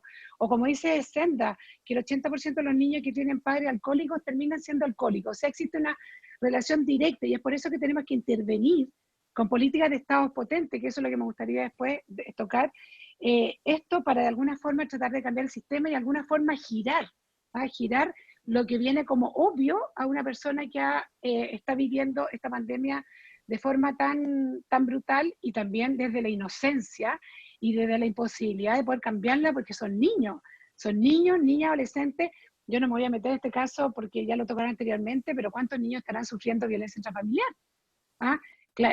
Boris dio las cifras que dio Matei, 500% más de denuncia y un 40% se supone que ha aumentado la violencia intrafamiliar contra los niños cuando los niños son incapaces de decir, porque ni siquiera se enteran cuando son muy pequeños, que el pegar está mal. Bueno, pero yo quiero ir centrándome un poco, ¿qué podemos hacer para que de alguna forma tengamos que ir dilucidando ciertas interrogantes para poder enfrentar esta crisis, sobre todo mirado desde los niños y adolescentes? Bueno, hoy día tenemos muchos datos generales que son súper descriptivos y que son súper importantes, pero siempre son datos generales. ¿Ah? ¿Cuántos campamentos tenemos? Su calificación socioeconómica, que son súper importantes cuando tú tienes que mirar una política pública. Pero cuando solo contamos con datos que son generales, lamentablemente nuestras soluciones también son genéricas. ¿Ya? Y es por eso que a veces vemos que hay soluciones que son como para todos, nacionales, pero que no producen los efectos porque lo que se necesita en Aysén no es lo mismo que se necesita en el Castillo, no es lo mismo que se necesita en Las Condes, no es lo mismo lo que se necesita en Huechuraba. Entonces yo creo que de alguna forma tenemos que cambiar, y esto es lo que a mí me encantaría y ojalá el día de mañana yo pueda incidir más en esto. Primero que todo es de alguna forma ir dimensionando los efectos de esta crisis combinados, pero más independiente, o sea, más enfocado, por ejemplo, a cuántas familias, dónde viven, cómo es su barrio, cuáles son los servicios, en qué comuna ha estado más afectada, una cosa un poquitito más local, un poquitito más, no tan general. ¿Ah? Y la verdad es que yo entiendo que el registro social de hogares es un approach, como se dice en inglés, ¿no es cierto? Es un acercamiento. Pero yo creo que necesitamos diagnósticos más vivenciales, ¿ya? Tenemos que, de alguna forma, tenemos que ir descubriendo o destapando ciertas interrogantes que tienen que ser más cercanos a la familia, saber realmente qué está pasando en la familia en concreto. ¿Ah? No solo hablar de la familia en general, porque cuando yo veo que hay proyectos y programas muy buenos, supuestamente voy a inventar, el 4-7 que me tocaba a mí cuando estaba en la Junji, claramente era para que las mamás pudieran trabajar, pero tal vez un niño necesitaba solo jugar, pero había otros niños que necesitaban otro tipo de atenciones porque venían con ciertas vulnerabilidades distintas unas de otras. Entonces, El tema es justamente no tener estas generalidades tan grandes, sino que de alguna forma ir al concreto, ¿ah? Al concreto, a lo vivencial, al diagnóstico vivencial que lamentablemente en Chile no se ha hecho.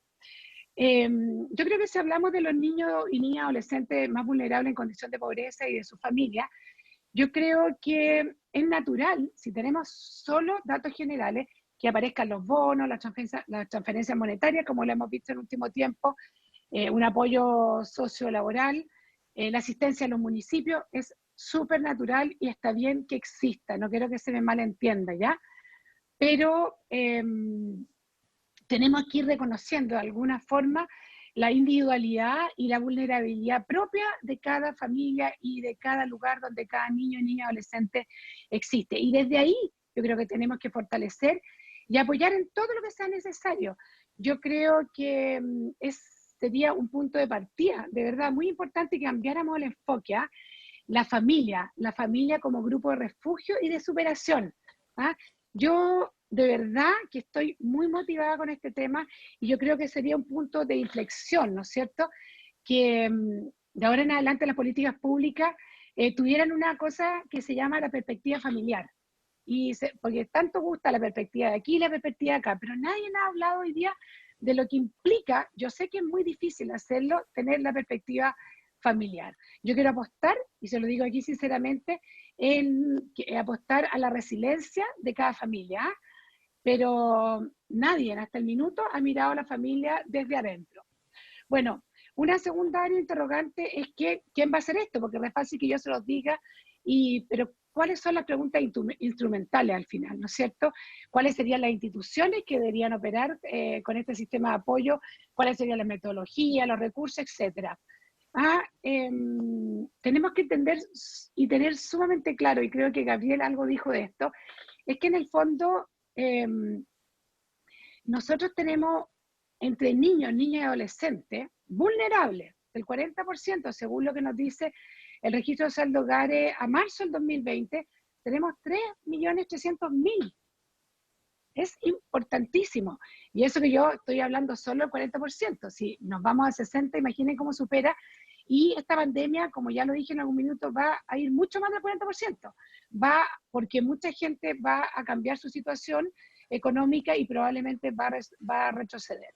Entonces, lo que yo quiero plantear es que las preguntas no son sobre unos programas, sino sobre qué políticas públicas, sistemas tenemos que trabajar y qué actores tienen que estar involucrados en eso. Ahora, yo no puedo dar respuesta exactamente a eso y es algo que yo se lo quiero plantear al ministro de Desarrollo Social porque creo que es un tema importantísimo. Ahora, sabemos que en Chile existe una situación de trabajo, todos los expertos lo saben, donde hay como se llama, una exclusión estructural en el empleo, ¿ya? Y esto quiere decir que tenemos un gran segmento de personas, alrededor de 3 millones, dejemos los 3 millones y tanto de niños, ¿no es cierto?, de 3 millones de personas que no acceden a empleos calificados y formales, que no tienen la preparación. La mayoría de ellos, muchísimos son mujeres, y son gente que no tiene la capacitación y claramente son fácil reemplazables. Los últimos estudios le indican que hoy día, con la situación que estamos y el nivel de endeudamiento que tiene Chile, las familias no duran más de 60 días. Y la mayoría de estas familias que yo estoy hablando son los padres de esos niños y niñas adolescentes vulnerables que hemos estado tocando sobre esta intervención. Entonces, Elena, disculpa que te interrumpa, un par de minutitos para poder ir. No te preocupes. Entonces, gracias. En el fondo creo que con la pandemia y con la cuarentena se van a disminuir casi a cero las posibilidades de generar los ingresos. Y en esto yo quiero terminar haciendo un llamado súper importante con el tema del apoyo a la mujer. Yo creo que, y lo quiero decir francamente, si las políticas hubieran estado orientadas y las mujeres hubieran sido la primera en la fila, no tendríamos niños en el Sename. Cuando tú apoyas a las mujeres, sabemos que el 80% del 40% más vulnerable de Chile son mujeres. Hoy día el gobierno nos dice que sobre el 97% de la gente que ha solicitado el ingreso familiar de emergencia han sido mujeres. O sea, yo creo que tenemos que enfocar muchísimo para que nuestros niños, niñas, adolescentes estén mejor, políticas que vayan a apoyar a la mujer para que ellas puedan tener capacitación y que puedan de alguna forma llevar ingresos a sus familias bueno, y evitaríamos una cantidad de problemas porque yo tengo estudios donde dice que la mujer invierte el 100% de lo que ingresa a su familia y lamentablemente los hombres no son así. Mira, quedan muchos temas pendientes, pero con esto me quedo tranquila, pero porque es un temazo muy, muy profundo. Muchas gracias, Jimena. Sí, sabemos que es difícil porque de verdad que es un tema complejo, amplio, que aborda muchas dimensiones. Agradecemos tu intervención, rescato lo que tú señalas mucho, el impacto en la historia de vida que va a tener esta pandemia, lo que estamos viviendo en toda una generación de niños, niñas y adolescentes, y cómo eso sin duda va a condicionar el futuro que podamos construir y tener. Así que, y bueno, y el tema de la desconfianza que hay que recuperar y también de la solidaridad, que no es el único mecanismo para poder avanzar en este cambio. Así que muchas gracias, Jimena. Y ahora quiero dejar con usted a Benito Baranda para que también nos pueda compartir su visión acerca de este tema. Bienvenido, Benito. Tienes que habilitar tu micrófono. ¿Alguien te lo tiene que habilitar? ¿Te tienen bloqueado? No sé, Carlos, ahí, no, se volvió a bloquear, ¿o no? Ahora Ahí sí. está Benito, ahora sí, Ya. bienvenido. Hola, muchas gracias, gracias a Jimena, Paula y también a los panelistas anteriores. Gracias a todas las personas que están participando también en el chat que estaba mirando, también las preguntas y las respuestas que se están dando, y la cantidad de personas que está hoy día, ¿no es cierto?, conversando, reflexionando acerca de esto. Así que le agradecemos todo, y de América Solidaria también les agradecemos por esta oportunidad. Yo quería partir diciendo, antes de entrar en los efectos que va a tener el COVID, ¿no es cierto?, como crisis económica y sanitaria en los niños, niñas y adolescentes, un poco contextualizar, y algo Jimena ya decía antes, de cómo estaban antes los niños. Uno tiene que darse cuenta, ¿no es cierto?, qué pasaba con estos niños y niñas antes, los que estaban, ¿no es cierto?, en los barrios de mayor exclusión o en los territorios de educación altamente segmentada. Algo de eso, ¿no es cierto?, nos tocó ver en la crisis de octubre del año pasado, nos salió mucha evidencia acerca de eso, y nos ha tocado ver en estos años, y Samuel lo estaba reporteando. La construcción de cómo se han hecho nuestra ciudad y nuestra sociedad es el reflejo también de la misma desigualdad que se nombraba. Entonces, estos grandes barrios segregados, estas grandes poblaciones, bueno, varios y varias de ustedes los conocen en los propios territorios donde viven, o en las comunas, o la circunscripción, ¿no es cierto?, los distritos de los parlamentarios, ven qué ha ocurrido con nuestra política de vivienda, y nuestra política de vivienda ha llevado a constituir barrios y guetos donde la construcción de las imágenes acerca de la realidad que se hacen niños y niñas parten de experiencias muy segregadoras, y las experiencias muy segregadoras te terminan dañando mucho, y sobre esto hay muchísimo escrito afuera, y después se carga de responsabilidad o de culpa a esas comunidades, siendo que quien ha construido esos territorios, esos barrios, ha sido el mismo Estado, ¿ya? Y eso, bueno, uno lo experimenta en barrios que conoce más, en otros lo escucha, o en barrios que uno visita. Y lo segundo, en esos mismos barrios se da que se segmenta fuertemente la educación, ¿ya? Y el Estado es muy ausente desde que se constituyen. Hay territorios que yo conozco más, ¿no es cierto?, donde se han construido viviendas para 100.000, 50.000 personas, y el Estado ha llegado tardíamente. La experiencia lo ocurrió en el Castillo en el pasado, que tengo mayor cercanía, vivo al lado del Castillo, es que no tenía presencia policial, había solamente 2 escuelas para 40.000 habitantes, la cobertura vocacional era el 25%, hoy día es más del 100% la vocacional básica, pero en el momento de llegada de las personas erradicadas de distintos lugares de la ciudad, particularmente el sector oriente, bueno, la sensación de desamparo y de abandono fue tan grande, que cubrió la existencia de esas personas y generó heridas que hasta hoy día, para muchas de esas personas de mi edad, o un poco mayores o menores, no han sido subsanadas, y tienen un gran temor de lo que se está viviendo ahora, tienen mucho miedo, ya que le ha resurgido. Pero en los territorios donde no hay Estado, tú lo que tienes es que al final la fuerza la comienzan a ejercer otras personas, ya sean, ¿no es cierto?, liderazgos nocivos, algunos liderazgos positivos, pero muchos de ellos nocivos, o probablemente las pandillas o las bandas de narcotraficantes. Yo no tengo conocimiento, desde un poco más de 3 décadas que vivimos en la comuna de La Pintana, la presencia de tantas pandillas tan bien equipadas y con tantas armas como existe hoy día. y cómo esas pandillas hoy día, teniendo liquidez, ¿no es cierto? Porque tienen liquidez, la policía ha logrado capturar a algunas personas en los controles que están haciendo ahora con mucho dinero, ¿no es cierto? Y eso es liquidez de las bandas de narcotraficantes, ¿ya? Ellos ya están entregando ayuda en las propias comunidades, ¿ya?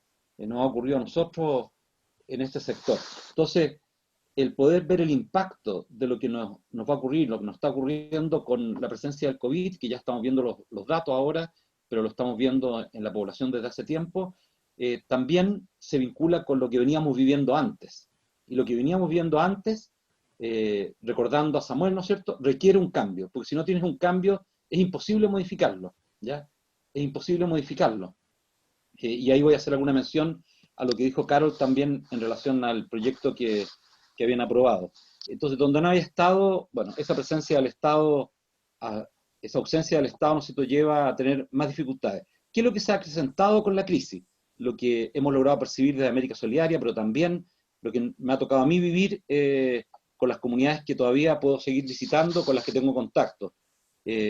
Bueno, los niños, niñas y adolescentes lo están pasando muy mal en los sectores de mayor exclusión. Lo pasan mal seguramente en muchos sectores. También en el barrio alto, imagino que niños y niñas lo pasarán mal si es que tienen familias violentas, ¿no es cierto?, o personas poco comunicativas. Pero en estos sectores donde los espacios son pequeños y donde hay mucho hacinamiento, bueno, las familias lo están pasando muy mal. Las familias desde hace mucho tiempo tienen pocos ingresos. En el caso específico del Castillo, que conozco más, donde viven un poquito menos de 50.000 habitantes, hace 7 semanas ya comenzó a haber una crisis en los ingresos. La gran mayoría de la gente trabaja de manera informal.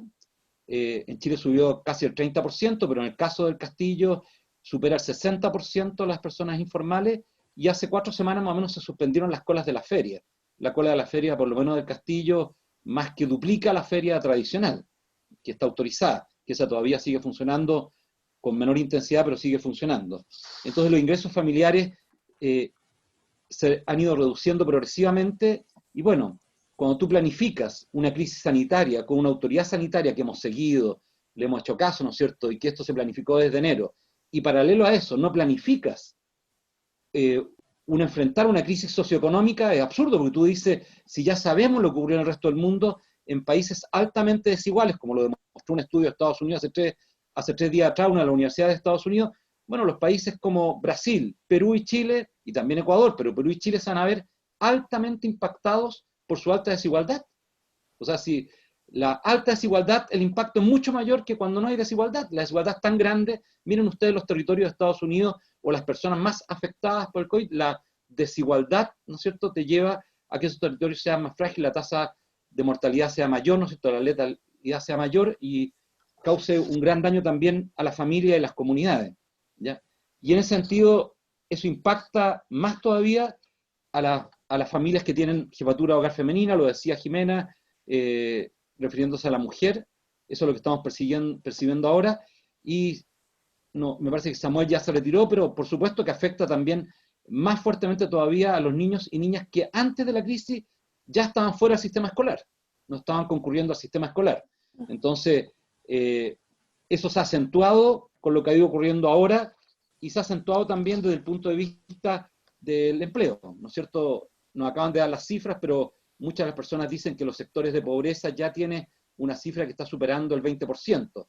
La cifra es del 15% en el promedio, pero ya nos están anunciando las personas que saben de esto, que esto tiene que haber superado ya el 20% de los sectores de pobreza. Yo lo veo acá al lado, por lo menos, el desempleo es altísimo, altísimo, la cantidad de personas que se están quedando en su casa es altísima, y muchas de esas personas, como son informales, no reciben los recursos, ¿no es cierto?, que estaban para los formales, ¿ya?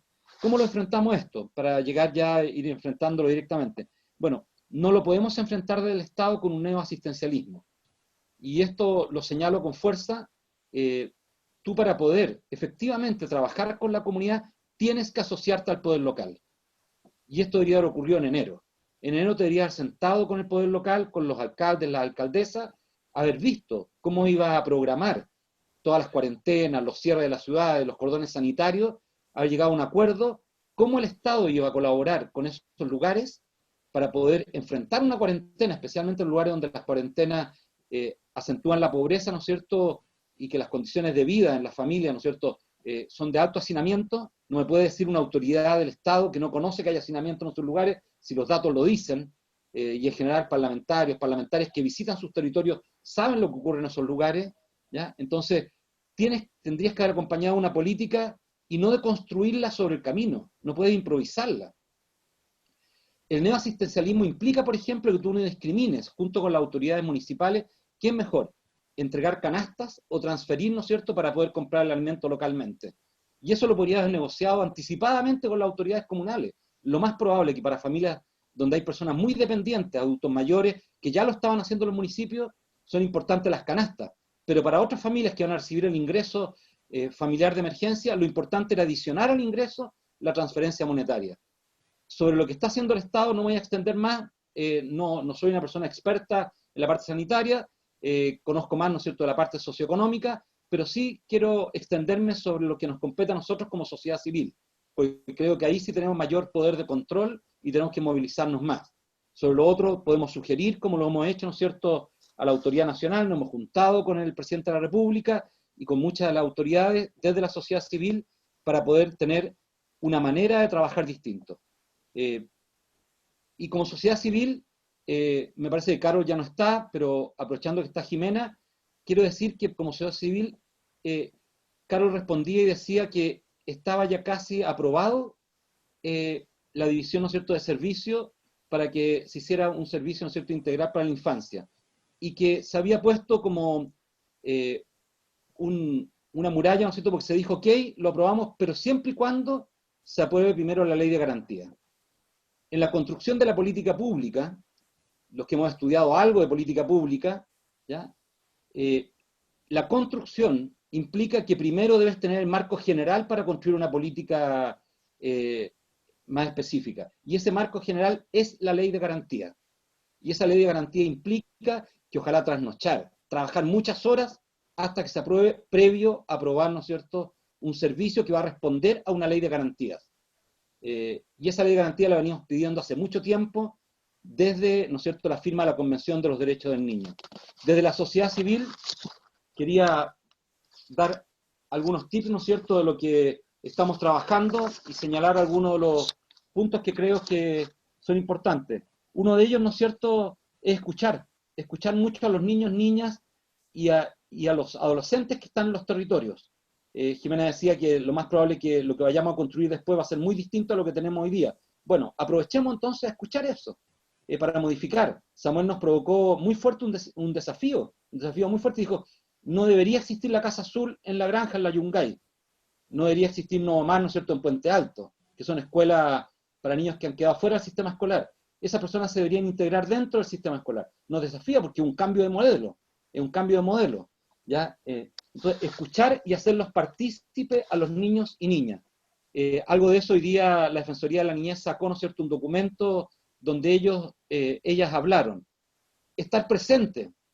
A lo mejor hoy día no podemos estar presentes físicamente en muchos de los territorios. Algunos sí podemos, todavía están en los territorios cercanos tomando todas las precauciones. Pero cuando comencemos a salir del COVID, si no estamos presentes, la carga de la crisis la van a llevar nuevamente los pobres. Piensen ustedes que la carga del 82 se la llevaron los pobres porque hubo que salvar el sistema financiero. Y Chile implicó el 35% de su Producto Interno Bruto en 2 o 3 años para salvar el sistema financiero. Y eso implicó que la pobreza superara el 60%. Tenemos un solo dato, en la salida de la crisis estábamos cercanos al 50%, entonces lo más probable es que en plena crisis superamos el 60%. Y que teníamos más de un 35% de empleo abierto, o sea, en los sectores de pobreza solamente teníamos un 80% de desempleo. O sea, era muy fuerte, y eso no podemos hoy día aceptarlo, y la sociedad civil tiene el deber de estar presente activamente en la medida de lo posible, y sobre todo en la salida de la crisis, desde las potencialidades, las riquezas de nosotros, escuchando a las comunidades. No nos podemos dormir, no le podemos exigir a parlamentarios, parlamentarias y al Poder Ejecutivo algo que nosotros no estamos haciendo. Y tenemos que estar contundentemente, aunque nos cueste, nos duela, provoque un riesgo, cuando se nos permita, ¿no es cierto?, estar ahí presente, debemos hacerlo. Con las comunidades, que es lo tercero que les quería decir, crear soluciones alternativas. Las que teníamos modeladas antes de la crisis, así como nos quejamos acerca del Estado, del gobierno, que ya no resultaban, bueno, ¿cuáles van a ser las nuestras? ¿Con quiénes vamos a trabajar? Una de las personas en la mañana, en otro foro que me tocaba participar, decía, Benito, ¿qué vamos a hacer con todos los voluntarios que quieren trabajar? Bueno, los voluntarios tienen que dialogar con las organizaciones comunitarias, y para eso nos tenemos que juntar con el poder local, que es lo último que quería señalar. Esta crisis nos demuestra que también muchas de nuestras organizaciones no trabajan con el poder local. Llegan a los territorios, invaden territorios, se meten a veces con las comunidades, demuestran que lo que hacen es eficiente, pero después uno les pregunta, ¿dialogaste con el municipio? ¿Trabajaste con la junta de vecinos?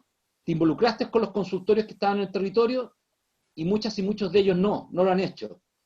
O más aún, he escuchado organizaciones ahora, que me ha tocado dialogar mucho con muchas organizaciones que quieren colaborar, que me dicen, pero si son corruptos, yo digo, ¿quiénes son los corruptos? A ver, cuéntame en qué municipio. De los que yo conozco, con los cuales me ha tocado trabajar en medio de la pobreza, puede haber gente corrupta como puede haber en cualquier mundo, ¿no es cierto?, económico, empresarial, social, familiar, me da lo mismo, pero en esos sectores hay gente que trabaja abnegadamente y que hoy día inclusive han hecho acciones loables que no aparecen en la prensa, pero que están trabajando codo a codo con sus comunidades. Las ONG, las organizaciones comunitarias, debemos trabajar conjuntamente con los municipios. Hay una experiencia que se ha validado poco a nivel de nuestras organizaciones, pero que lleva años y en la que me tocó participar activamente un tiempo y hoy día con menos presencia, pero que yo lo admiro, que es la experiencia acumulada por los Servicios País, financiada por el Estado de Chile, por el presupuesto de la Nación, donde profesionales se van a trabajar a distintos sectores más marginados de Chile y donde muchos y muchas de las profesionales que trabajan hoy día en el Estado y en las organizaciones sin fines de lucro pasaron. Ellos llegan al poder local y conocen el poder local con todas sus grandes gracias y también sus grandes desgracias. Si ese poder local no es transformado desde del mismo ejercicio profesional nuestro, no esperemos que vayamos a cambiar el día de mañana un modelo. El modelo no va a cambiar a las personas. Tiene que ir de la mano el cambio del modelo con el cambio de las personas. ¿Quién va a querer vivir al lado de los más pobres en Chile? ¿Quién va a querer que sus hijos se eduquen o reciban salud junto a los más pobres de Chile? ¿Quién va a querer modificar su estándar de vida para poder tener salarios más dignos en Chile? Eso implica un cambio cultural, y ese cambio cultural lo tenemos que hacer desde el involucramiento de las comunidades con sus propias organizaciones, y no supliéndolos a ellos y a ellas. Esto es un llamado para las organizaciones que estamos trabajando, que también va a implicar un cambio fuerte cultural. Por supuesto que tenemos que tener evaluaciones de impacto, todo lo que hemos buscado en este tiempo, pero cuidado, si no se involucra a la comunidad, ninguna evaluación de impacto va a servir, porque todos los avances que obtengamos no se van a consolidar en esa cultura dentro de ese sector, y no van a modificar la percepción de los otros sectores acerca de los sectores de mayor pobreza. El sentimiento de injusticia sigue presente en los sectores de mayor pobreza, y todavía, ¿no es cierto?, como lo decía el informe del PNUD, las personas que viven en los sectores de mayor exclusión sienten que son maltratados por el resto, ¿ya? Y ese maltrato, por supuesto, que los afecta fuertemente. Muchas gracias.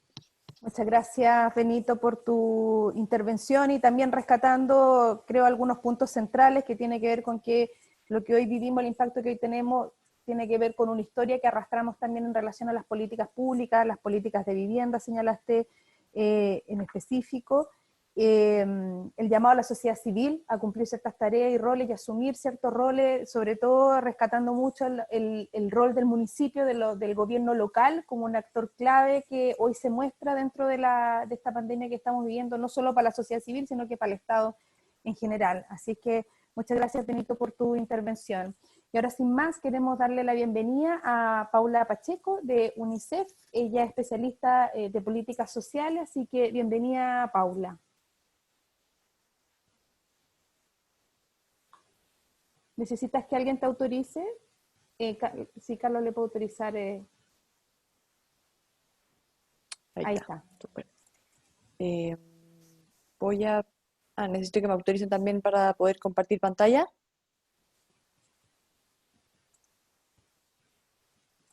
Para poder ver la presentación, o que Carlos la tiene, quizás la puede poner. La pongo al tiro. Ya, súper. O si quieren me autoriza y la pongo yo. No tengo. Bueno, parto primero que nada por dar las gracias a América Solidaria por esta invitación, a Benito por sus palabras, por su entusiasmo, por su motivación. Y bueno, la diputada Sandón, que ya hemos estado previamente conversando, y es un privilegio, un gusto poder estar hablando de los temas con una audiencia que es cada vez mayor y que releva la importancia de mirar a los niños, niñas y adolescentes en todos los procesos, pero particularmente en lo que estamos viviendo como país. Carlos, ¿vas con la presentación? ¿La pongo yo? Sí. Carlos, nuestra voz en off en el seminario. Sí. Bien. ¿Esa? A ver. Yo no la veo, pero no sé si ustedes la ven. Sí, se ve. Pues ¿y cómo la...? ¿Ahí? ¿La están viendo? La estamos Perfecto. ¿Ahí viendo. está? Puedes ponerle perfecto. eso, modo presentación. Ahí está. Ya. Perfecto. Bueno, retomando bastante las cosas que se han comentado previamente, solamente para ordenar la presentación, aquí voy a plantear 5 temas, 5 puntos, partiendo aquí por una mirada más general de la pandemia del COVID y algunas proyecciones. Como se ve en el gráfico ahí, la CEPAL ha hecho una proyección de una caída del PIB de un 5,3%, un aumento del desempleo de 3,4% y un incremento de 4 puntos porcentuales en la pobreza y 2,6 en la pobreza extrema, esto a nivel regional. Por otra parte, también podemos ver, y son cifras que ha lanzado UNICEF el día de hoy, se advierte que a nivel global, a fines del año 2020, el número total de niños que podrían vivir en hogares bajo el umbral nacional de la pobreza sería 672 millones. Esto significa un aumento de un 15%. En el caso de Latinoamérica se esperaría un aumento de un 22%. Luego, los efectos, y que se ha mencionado previamente, los efectos de esta crisis son desiguales en un Chile desigual. Los hogares más vulnerables son sin duda los que más sufren el impacto. La pobreza nunca ha abandonado al país y la vulnerabilidad es una amenaza permanente, y que las cifras de pobreza multidimensional del país así lo indican. Las proyecciones de la CEPAL, que establece que la pobreza en Chile podría llegar al 13,7%, es decir, 1 millón de personas más estarían en pobreza. Y un ejercicio que hace la OECD, que estima que si en Chile hay 3 meses sin ingresos, o alterados por la situación que se enfrenta por la pandemia, entonces más de la mitad de la población podría estar en riesgo de caer en pobreza. Aquí algunas cifras respecto de cómo nuevamente el coronavirus nos afecta a todos, pero no nos afecta a todos por igual. Y en este sentido, si bien la crisis sanitaria no afecta a los niños con la misma gravedad que lo hace a los adultos mayores particularmente, los efectos secundarios sí los convierten a los niños en los principales afectados. Previo a la pandemia, la pobreza en Chile y en el mundo golpea desproporcionadamente a los niños. Aquí vemos en el gráfico cómo efectivamente duplica la pobreza infantil a la pobreza en los otros tramos. Y especialmente en los tramos menores de 4 años, donde la pobreza es de 14,8%. Por otra parte, los hogares con niños, niñas y adolescentes presentan mayores carencias, y aquí las cifras de inseguridad alimentaria también así lo muestran, y que ascienden al 14,6%, versus en los hogares sin niños, niñas y adolescentes de un 11,2%. Y por último, una cifra que se ahondó bastante en el panel anterior, previo a la pandemia, los hogares con niños, niñas y adolescentes presentan altos niveles de violencia. El diputado Boric habló de una encuesta de UNICEF del año 2012, que hablaba de que un 61% de los padres manifiesta ejercer algún tipo de violencia, y por otra parte la encuesta, la ELPI, la encuesta longitudinal también que mencionó el diputado, el 62% de los padres, madres o cuidadores reconoce utilizar métodos de violencia, de disciplina violenta en la crianza de sus niños. Entonces, bueno, ahora, ¿qué pasa con los niños durante la crisis? Y como se ha dicho previamente, los niños, niñas y adolescentes son las víctimas invisibles, pero sin duda son las más afectadas. En el ámbito de la educación, el cierre de la escuela sin duda amenaza el derecho a la educación, por una parte generando y aumentando desigualdades y brechas de aprendizaje. Las condiciones en que muchos estudiantes viven hoy día hacen muy difícil el aprendizaje, más allá de los recursos que se puedan poner a disposición online. Ello requiere que existan condiciones de conectividad, de espacio físico, de apoyo de adultos, que difícilmente existen en los hogares más vulnerables. Por tanto, esto estaría aumentando las ya existentes brechas entre los estudiantes. Y por otra parte, en el caso, cuando sea pertinente la reapertura de las escuelas o retomar la educación, sin duda que las escuelas en sectores más vulnerables van a tener más problemas para cumplir con los requisitos o con los requerimientos de seguridad, y también para poder implementar educación a distancia de calidad.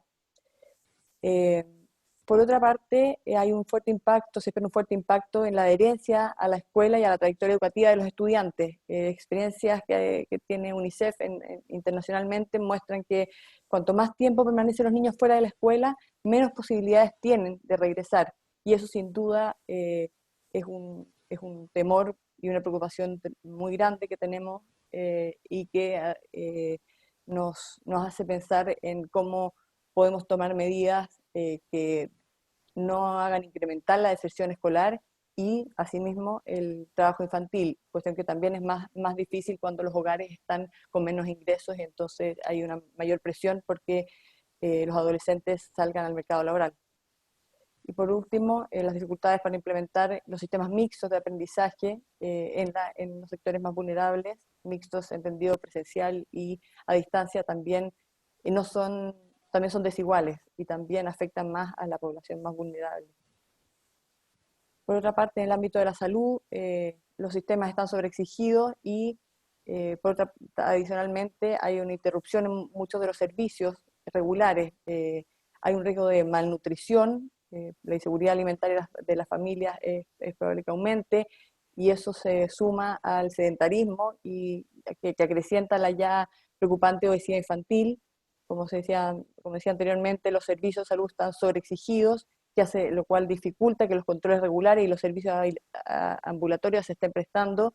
Y por otra parte, las medidas sanitarias implementadas por los servicios de salud hace que muchos niños, niñas y adolescentes estén hospitalizados sin el apoyo y la contención de sus familias, lo cual genera importantes traumas y problemas incluso de salud y de recuperación. Y por último, el tema de salud mental se ha mencionado previamente, lo mencionó el diputado Boric, y aquí hay una problemática creciente en el país previo a la pandemia y que se agudiza sin duda durante esta crisis, y es el bienestar emocional de los niños y adolescentes está fuertemente afectado por el aislamiento y también por la emocionalidad de los padres, lo que hemos hablado del estrés, las condiciones de incertidumbre, todo aquello sin duda que los afecta de manera significativa. Asimismo, los niños con patologías previas y que ven sus tratamientos suspendidos, y los programas de salud, por ejemplo, el Chile Crece Contigo, también han tenido que ser interrumpidos. La violencia se habló previamente, por eso no voy a andar mucho, pero sin duda que si las cifras previamente eran preocupantes, con la pandemia, la incertidumbre económica, el confinamiento, la interrupción de la red de producción, hace muy alarmante la situación que enfrentan los niños, y sin duda que Eso es un ámbito que como UNICEF es de nuestra permanente preocupación y hoy día nos preocupa aún más. Y por último, los migrantes. Los migrantes sin duda que son una población que está en la situación de mayor vulnerabilidad justamente por las situaciones en que generalmente llegan al país, y muchos de los hogares que están en situación migratoria irregular, que no cuentan con cédula de identidad y con el RUN, están impedidos de inscribirse en el Registro Social de Hogares, que es el mecanismo a partir del cual se entrega una importante cantidad de las medidas de protección y apoyo a la emergencia. Por tanto, estarían quedando fuera. Y ahí los niños de esas familias estarían siendo doblemente afectados. Aquí hay algunas condiciones para enfrentar la emergencia. Sin duda que en este momento los países se ponen a prueba y se ponen a prueba los sistemas de protección social que tienen, que en este caso deben ser reforzados para la emergencia, y que es muy importante que existan para que reduzcan el impacto económico de la crisis y que entreguen respuestas oportunas en tiempo y suficientes en cobertura y cantidad. Y es muy importante que estos sean oportunos y suficientes para poder mitigar el impacto en el bienestar de los niños, niñas y adolescentes. En este sentido, como UNICEF, promovemos, por una parte, el desarrollo de medidas de asistencia social, las transferencias monetarias que garanticen ingresos seguros a todas las familias, y ahí es importante que los mecanismos que existan busquen ser lo más universales posible. Los temas en emergencia, la focalización muchas veces complejiza la entrega oportuna de este tipo de ayudas, por tanto se promueve que sean lo más universales posible. Por otra parte, programas alimentarios, prestaciones específicas y universales por niño, específicamente para las familias con niños y con hijos, y el subsidio al pago de servicios como luz, agua e internet. Por otra parte, lo que se ha hablado de políticas de protección del empleo, sin duda que son importantes para mantener los ingresos en los hogares, y la garantía de acceso a servicios y prestaciones básicas, salud, educación, vivienda, bienestar emocional. Aquí los desafíos y una mirada hacia el futuro. En un escenario tan complejo como este es difícil hablar de oportunidad, pero creo que como país hoy día existe la oportunidad de repensar y establecer consensos nacionales respecto del país que se quiere construir. Por una parte, cómo fortalecer políticas sociales de protección social, más allá de las medidas excepcionales adoptadas por la emergencia. Es importante tener esta capacidad de reacción durante la emergencia, pero tener el espacio para pensar más allá de la emergencia cómo consolidamos una política o un sistema que nos permita estar mejor preparados en una próxima emergencia. Las crisis y la emergencia son cada vez menos excepcionales, ya sea por pandemias, por desastres naturales, por temas de cambio climático. Entonces es importante que los países cuenten con políticas sólidas de protección social, y en ese sentido consolidar un sistema de protección integral de la niñez que garantice la progresiva erradicación de la pobreza infantil, el bienestar integral de los niños, niñas y adolescentes, y el pleno ejercicio de sus derechos es fundamental. El diputado Borges lo mencionó, la discusión y Benito lo acaba de mencionar también, la discusión del proyecto de ley de garantías hoy es crucial, es el momento, es la urgencia de hacerlo y reforzarlo. Asegurar un piso de protección social sensible a la niñez, que permita a todos los niños, niñas y sus familias tener un nivel de vida digno. Esto es una iniciativa que desde UNICEF estamos promoviendo largamente con la OIT y con Naciones Unidas en general, y que busca generar este nivel de vida digno, ingresos seguros, transferencias monetarias permanentes, y no solamente enfocados en la pobreza, sino ampliados a la vulnerabilidad, a los sectores que están en vulnerabilidad y que para impedir que cruce la línea de la pobreza. Y el otro elemento del piso de protección es el acceso universal a prestaciones esenciales que permitan el bienestar integral. un desafío importante como país es no descuidar la inversión pública en la infancia. La pandemia y sus efectos exigirán ajustes presupuestarios, ya los estamos viendo, y es crucial que no se reduzca la inversión en infancia. Se ha avanzado mucho en reducir la pobreza infantil, y en nuestro país hemos avanzado mucho en aumentar y focalizar la inversión en infancia. Creo que son elementos que no podemos perder de vista y no podemos retroceder ni un paso ahí. Las crisis anteriores, la experiencia de UNICEF, es que muestran que los países que mejor salen de estos episodios son aquellos que invierten en las niñas y sus familias. Y sin duda que la evidencia es contundente e indiscutible respecto de de la relevancia y el retorno que tiene invertir en la primera infancia. Y por último, algo que mencionaba la diputada Osandón, políticas integrales de apoyo a las familias. No solamente considerar políticas individuales para segmentos, sino que entender la necesidad de apoyar a la familia para que pueda ejercer una crianza respetuosa y así prevenir la violencia contra los niños, niñas y adolescentes. Y asimismo reforzar las políticas de salud mental.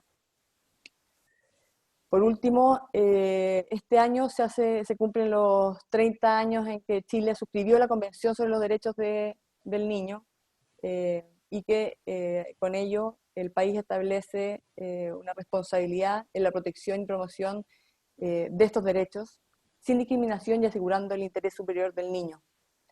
Es en estos momentos de crisis cuando los países deben demostrar no solamente con sus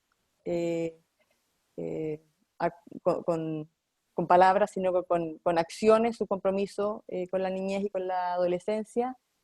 Y mucho se ha discutido últimamente de temores de invertir demasiado y endeudar a las próximas generaciones.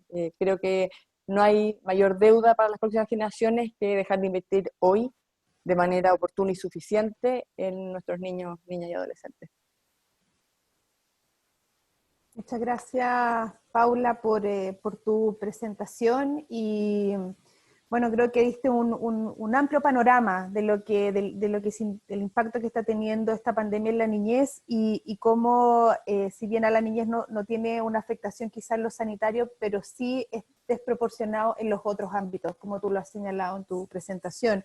Y aquí solo me quedo con algunas ideas, uno que también lo señaló Benito, que tiene que ver con esta planificación de enfrentar esta crisis, no es solo desde la perspectiva sanitaria, sino también social y económica, que afecta desproporcionalmente a los niños, niñas y adolescentes. Mirar la brecha educativa, mirar los temas de salud, mirar el tema de violencia, la situación de los niños migrantes, reforzar los sistemas de protección social, y me quedo con una frase que estaba en tu PPT, que todo lo que hagamos sea sensible a la niñez. Creo que es clave lo que tú señalaste ahí. Y bueno, antes de terminar, yo sé que estamos un poquito pasados en la hora, y les pido amablemente... Solamente puedo agregar una sola cosa, que sumarme a lo que decía anteriormente, y es la necesidad de tener la flexibilidad suficiente para poder incorporar, escuchar, lo que hablaba dentro de escuchar, y en eso escuchar a los niños, niñas y adolescentes, porque tienen algo que decir, y en eso estamos en una iniciativa conjunta con América Solidaria, con la Defensoría de la Niñez, con la red de universidades por la infancia, para recoger la voz de los adolescentes en esta pandemia, y también el llamado que se hacía a que no hay una respuesta para todo, y ir a lo local, mirar lo que está sucediendo a nivel local es muy importante, porque permite tener una sintonía más fina, y en eso creemos que es un avance la creación de las oficinas locales de la niñez, que están actualmente en piloto, pero sí tener esa mirada a nivel local permite un mayor ajuste de qué está sucediendo y tomar medidas oportunas y adecuadas para las niñas. Muchas gracias, Paula. Yo les invito amablemente a quienes están con nosotros que si pueden extender su tiempo de conexión, se lo agradecemos, porque no queremos perder la oportunidad de poder transmitir preguntas que ustedes mismos han planteado en el chat, y creemos que es importante que los panelistas puedan tener la oportunidad de responder. Que finalmente son preguntas que se van relacionando. Jimena, diputada, una de las preguntas que decía es, bueno, cuando la familia ¿Cómo ayudamos para que las familias, desde su rol que tiene hoy, cuando las familias tienen dificultades monetarias, de empleo, cómo logramos que ellos efectivamente sean un refugio para sus hijos, para los niños, niñas y adolescentes de sus familias, cuando las condiciones lo dificultan tanto? Y antes de que me dé la respuesta, le doy al tiro la pregunta a Benito y también a Paula.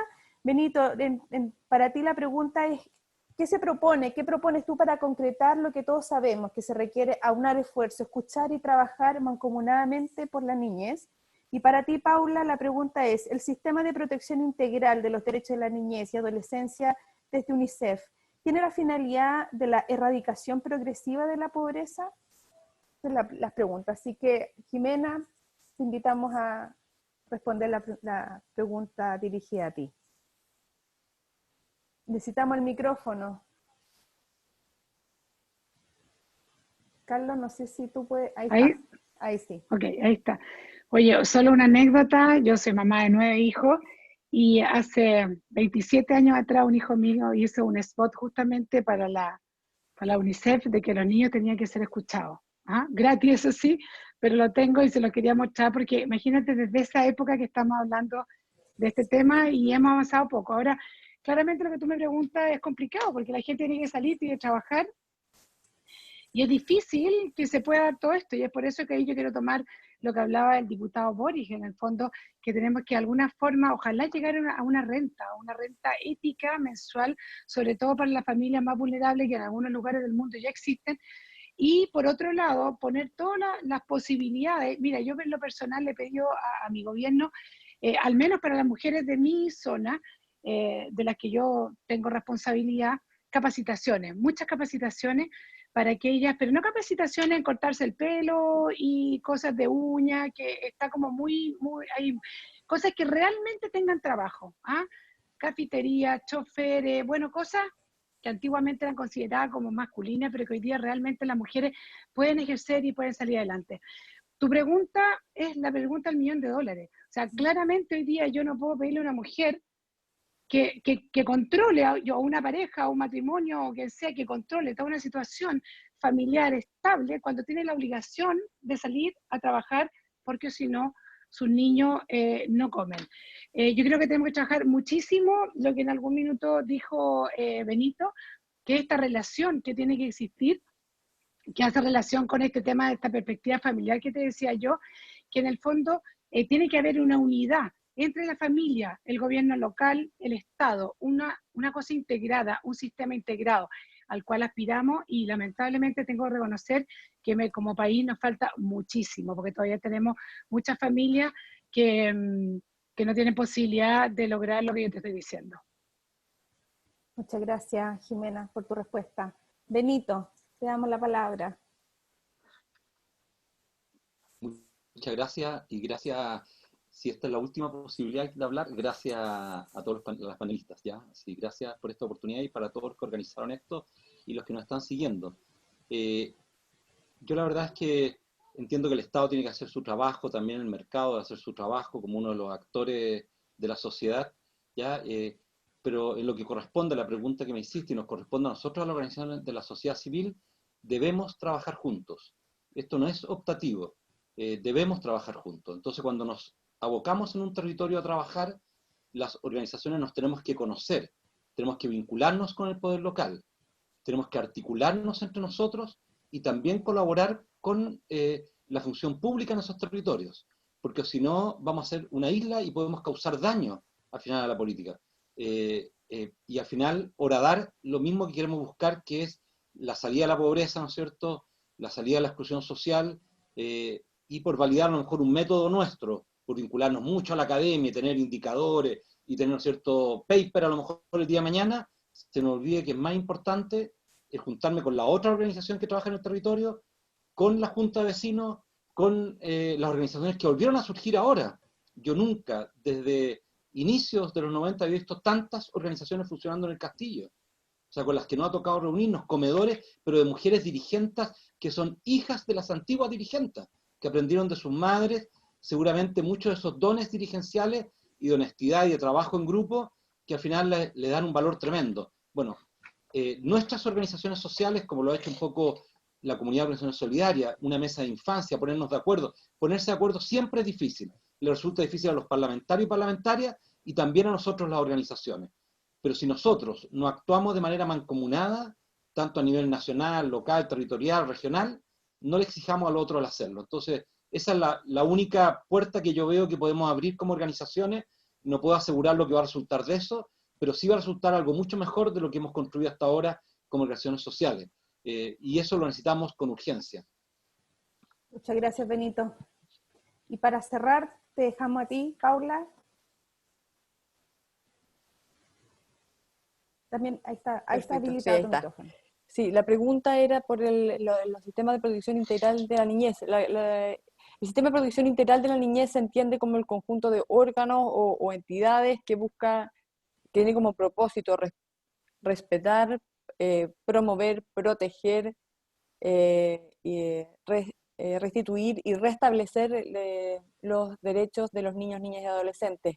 En este sentido, cuando estamos hablando de erradicar la pobreza, sin duda que la pobreza es, como mencionaba en una columna ex capellán del Hogar de Cristo, cuando se habla de niños en situación de vulnerabilidad o población en situación de vulnerabilidad, es población vulnerada, estamos vulnerando los derechos. Entonces, un sistema de protección integral de la niñez, sin duda que tiene como propósito generar este conjunto de órganos y entidades que permitan garantizar que no exista tal vulneración. No sé si con eso doy respuesta a la pregunta. Absolutamente. Muchas gracias, Paula, y bueno, agradecerle a ustedes, a Jimena, Paula, Benito, por este segundo espacio del seminario. De verdad que yo creo que nos vamos con grandes desafíos, desde los temas más estructurales de cómo aseguramos un bienestar y un sistema de protección hacia los niños, y cómo también volvemos al territorio y donde las organizaciones de la sociedad civil no solo tengan su domicilio en una comuna, sino que vivan y sean parte de esa comuna en relación a los municipios, y rescatar el rol de los municipios. Yo creo que también tenemos una tarea importante. Muchas gracias a todas las personas que siguen, que han estado conectadas hasta el final. Esperamos que hayan podido profundizar en lo que hemos planteado. Como lo dijimos al inicio, desde América Solidaria, esto es una conversación que no termina aquí, es una conversación que está viva y que tenemos que todos hacernos parte. Así que muchísimas gracias a todos y seguro nos veremos en otra oportunidad. Chao, gracias a ustedes. Chao. Muchas gracias.